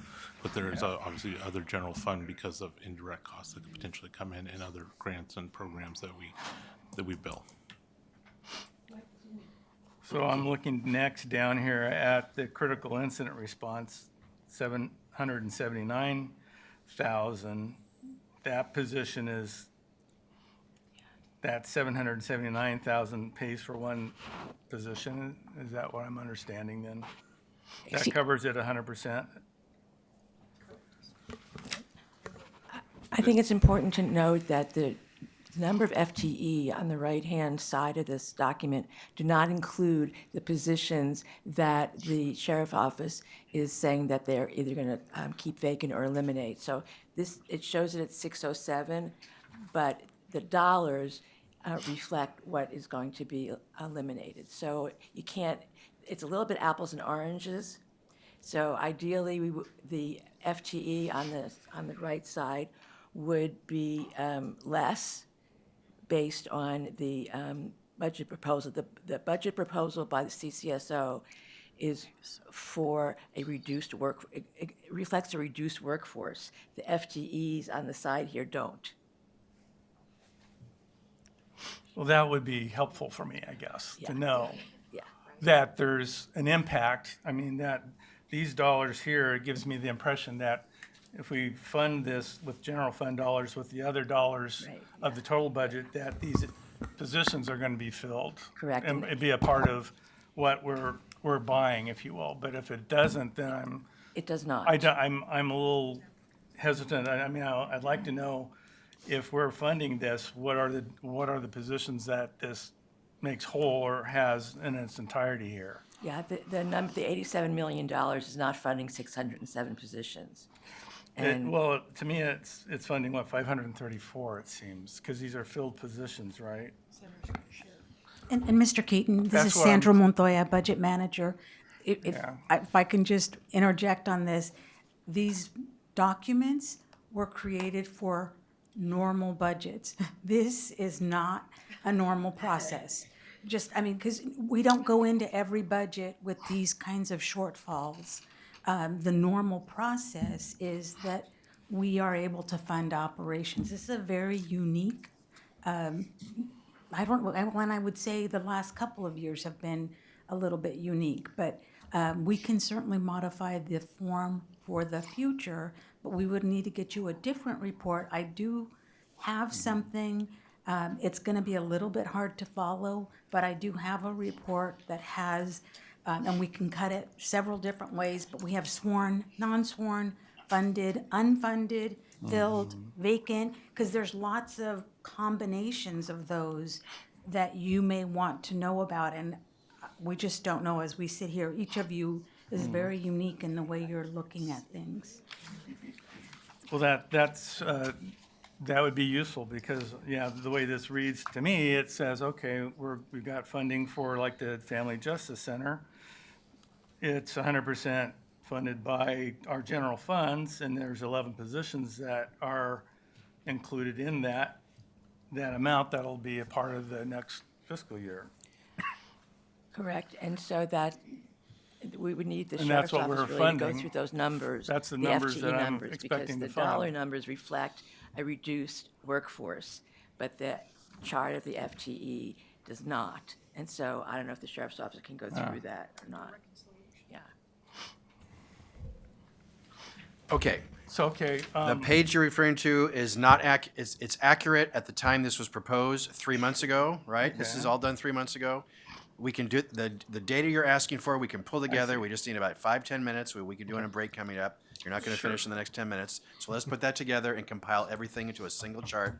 The proposed layoffs, where it's impacting on these programs, what's filled, what's vacant. The data's in this packet, but it's not here. We'll put it together for you. Well, that would be appreciated. Then perhaps after lunch or something, we can, look at, what the dollars are getting us in terms of the staffing and expectations. Okay. Okay, and just to make sure, Commissioner West, is your card up again, still up? It just never went back down. Okay. We can take a break. Well, then I'll Okay, well, look for that report until. we may do that. I also want to be respectful of the sheriff's time and try to get any questions done We're before we here for move you. into We will deliberations. be here as long as possible. Yes, we will. But, So we're here for you. Great response time. I know, Immediate. so, I guess before we take a break to get that information, do we have any other potential requests for information we might want to cover? Commissioner Savas? Well, maybe, mine's procedural, but I think the information that Gary's gonna convey might help. But if there's the way I think that might be the appropriate way, you can disagree, but on page 69 is where the programs start of the sheriff's office budget. It's one with the blue header at the top. If we were to have FTE counts along with this, right? Right now, I'm using page 11 of the information that was handed us this morning, right? But this is not, but you can actually improve upon this, is what you're saying, Gary, right? About, Yeah, we have all this data in different places. Let us put it together in a single right. chart. Well, but what I would like to do after lunch is just go over pages 69 to 90, one by one, and just kind of get understanding what those programs do and what they deliver, and how they're staffed or not, and to discuss them, because I think I already mentioned what my priorities were, and I'll want to just one takeaway for y'all to think about, and why I'm thinking this is when I listened to Mr. Rose lay out his numbers here, and I lost a piece of paper, but I believe you said there were between the total number of CCSO staff that were here back then and now, there's a delta of 140 additional total CCSO staff. 150? Yeah, about 140, 150 than there were before that are not sworn or that are not part of these programs. So I'd like to understand what that 140, 150 is programmatically that we didn't have before, and is it essential today, essentially? And from what time period? Was that back to 2020 from the date of the report? The delta of 150 was back to 1998. 1998. The delta from 2020 to now is 38. Okay. Okay. And with that, I'll yield back. So what was you're asking for which metrics? The deputies, professional staff? Well, I'm not asking for any staffing? metrics. I didn't have an ask for mean, metrics, but other than Number of staff? in the sheriff's office from 2020? I'm looking for my piece of paper. I wrote down your notes in my stack of paper, and I'm lost. We have lots of paper. I have lots of paper. But again, when Mr. Rhodes laid out his comparative years of when he got here, or I believe, what was your starting year? 98. So from 1998. Mr. Rhodes, could you turn your microphone on, please? Yes, sir. Maybe From go ahead. in 1998, the approximate total FTE count for the sheriff's office was approximately 450. Right. And then today it says it's 607. Right, they were 122. There you go. Patrol. And then the next year was how much again? 6? In which year? I'm sorry. The current. The current year. So current year, so the 607. fiscal year, yeah, 607. Right, 607. And still 122 patrol. 129. So, I can yeah. tell you that, I mean, off the top of my head, is that we added patrol deputies to the 2021 levy. 16 is coming to my mind. Okay. The 13 jail deputies that was added, and then we in 2023, I'm looking that we brought over parole and probation to the sheriff's office. So those are the bulk net changes for staffing, because I think since I've been sheriff, we used to do policy level proposals, if you remember, and put sticky notes up on the walls to add staff. And County Administrator Schmidt is really the gatekeeper into adding positions, and so I don't think we've added that many, but. So the board did or authorize any- 6 or positions that any I at all. supported for you back in '22, I think. That was for the jail. The jail, And then right. you cut our budget, and we said we can't afford the jail deputies, and that was for the medical mental health beds that That's the correct. levy, voters in the levy picked up and then added as part of the levy. Yep. But that's right, so there's definitely, there's additional Elizabeth's office. jail deputies that were added with that levy increase, and patrol deputies, and PSU investigators too, and then I believe 5 detectives, in that the riddle, I think, is going to be solved by the levy increase and then by the added deputies for the courthouse Right. So, and parole and probation, because they were rolled into our overall count for 607. right. So I'll just make sure to clarify, using the comparative that Mr. Rhodes pointed out, that even with the levy positions added currently, there's still 122 on patrol, right? On average, not counting those in training, yes. So you included the current levy numbers, it's total 122. So from a patrol analysis standpoint, that number hasn't moved despite the levy, right? So I guess what I'm trying to understand is the delta, if 450 was the everything else, and now it's 607, that's Right. 157 positions, and some of those are unfilled, I acknowledge that. Right, the bulk of those for patrol are, there's 23 positions that are not filled.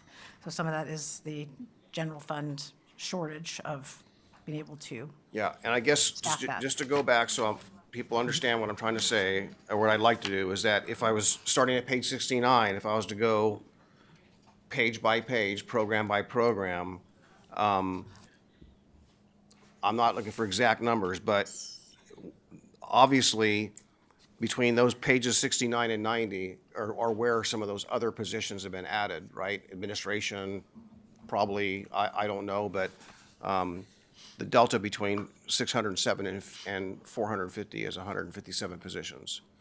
And some of those are unfilled, I know that. But some are filled that are still in this budget. Commissioner Schrader. Yeah, I'm sorry to be the ones between everybody and lunch about this. I've been just sitting here quietly listening.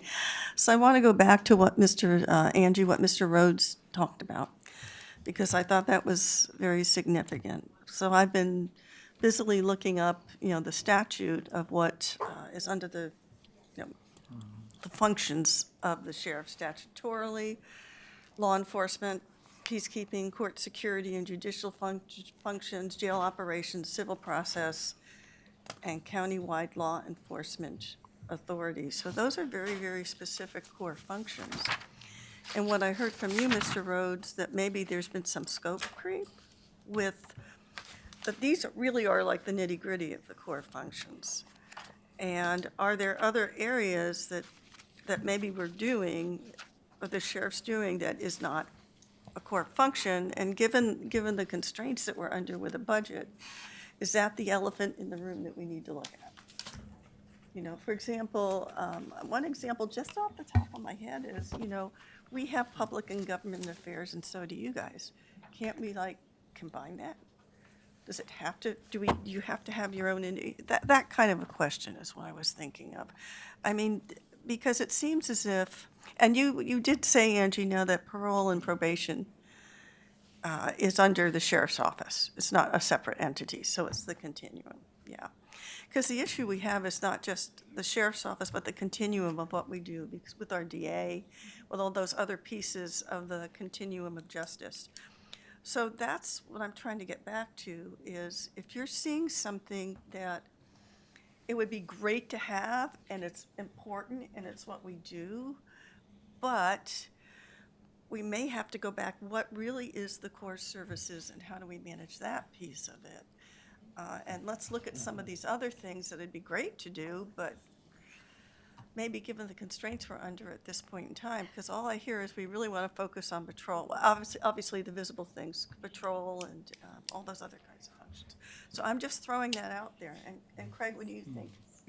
Yeah, What do I you think think? that you bring a good question. Yeah. And I think that, Oh, and the What- public training safety center, should we, I mean, I love that center, but is that something the sheriff should be operating right now? I don't know. yeah, I think the thing to remember is what is the sheriff required statutorily, right? It's the jail, it's civil process, Yep. and it's a Marine unit. It's not A patrol. Marine, we've got Marine. Yeah, it's not patrol. That's not a core function. Now, if you quit doing that, it would be disastrous. So That's I would never say, hey, quit doing that. But, and I hope I didn't miss anything, did I, Sheriff? Search and rescue. Search and rescue, that's the other one. Yeah, that's something that, Yeah. but we fundamentally have a different topography where we have to have search and rescue because we've got a mountain. Yeah, It's that's what statutorily drives. required. It's called that- out, it's called out specifically, and it's not funded, just so you all are aware. Yeah, I know, it's a lot of And- volunteers. Right, and Yep. we, as sheriffs, we Coordinate. ask the legislature every time they go to, please fund this, right? Because our tax dollars, the general fund dollars go to that. So, Yeah. yes, and so, but the great debate is about patrol, and is patrol a core function of a sheriff's office? And that's why you see some counties that don't have 24/7 patrol. They do have a jail, because a jail is required. And so there are, and there's a great debate, is it patrol? Because it says you will take people who break the disturbance of the peace, old time language, and take them to jail, right? And so, but really, the jail civil process, courthouse process, and search and rescue. Yeah, and I just wanted to follow up with Commissioner Schrader's comment about the training center, and we actually did a cost study because we looked at perhaps not having that facility, and we tracked the time it took deputies to do, the Tri-County Gun Club is a place that we could use, and the time it took deputies to drive over there, do whatever qualifications and needs. So it serves a It was training way function. way more expensive.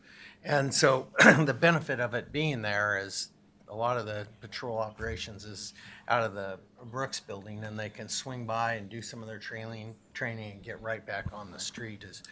But we did look at, perhaps reducing that, but we did see the cost would go up in another area. Okay, that's all I have. So. All right, thank you. And I'm thinking I don't want to introduce any other new topics at the moment. So, Gary, if you could just confirm what we have requested for information before we break. Yes, so we're going to clarify on the budget documents you have, page 69 to 90, add the actual FTE count for each of those sections, and then add the proposed layoffs, what programs they're from, so you know where that's coming from, and then update the list on page 61, the overall list of what is filled, what is vacant, and what is proposed to be eliminated, and then which of those are from the general fund pots of money. All right, anybody looking for anything else? I would like to know what Gary's recommendation is. All right, so remember budget, so I did say at the start, you take all the time you need, right? But your authorities are not to rewrite department budgets. You authorize a number for all departments, including the sheriff, and I know you want this data to help you choose that number, totally get that. But at the end of the day, your goal is to authorize, in the particular case of the sheriff, a number. Right now, I proposed to you 87.3 million. The sheriff has told you to fully staff her office with all operations, all positions filled. She needs an additional 11 million of general fund. That is low to no possibility. But to offer the bare level of support, she's asking for an additional 3.6 million. So she doesn't have to reduce the workforce by 16. That will still hold positions vacant. So I respectfully ask, keep that in the overall mind. That's really the question for you today. Give her an additional 11 million, give her 3.6 million, somewhere in between, or nothing, and stay at the 87.3 I proposed, which would result in layoffs to her office. Is this going to be very fast, or Yep, shall I wait very, till very, after very lunch? fast. Just so we know, going back to what you stated earlier, our authority as a budget committee is the dollar amount by state law and deputies, right? So that's, deputies, yes. so that deputies would include jail. Deputies would include any sworn officer. It's sworn when we say deputies, or does that include sergeants and I just want to make sure we understand it's all the sworn. Yes, so deputy technically is because the sheriff has the authority to deputize, so deputy. So under sheriff on down, sworn person. So jail and patrol, civil, Investigations. investigations, they're sworn, yes. Okay. But I have probation who are sworn, but I don't believe they're considered deputies, so they have special, I can swear you in, Commissioner West. Yes. Yeah. So maybe the only add would be just the number of sworn versus, and whether that's current or whether that is proposed, in those scenarios. But what that delta is between, or the sworn, non-sworn in those scenarios. Yes. Yeah, the current and then what's proposed for the next, yeah. All right. In that case, I would like to recess for lunch. Gary, how? We need a full hour to put all this information together. Okay, then let's target being back at 1. Yes, and so food is over back in the board office as previously, so everyone please move over.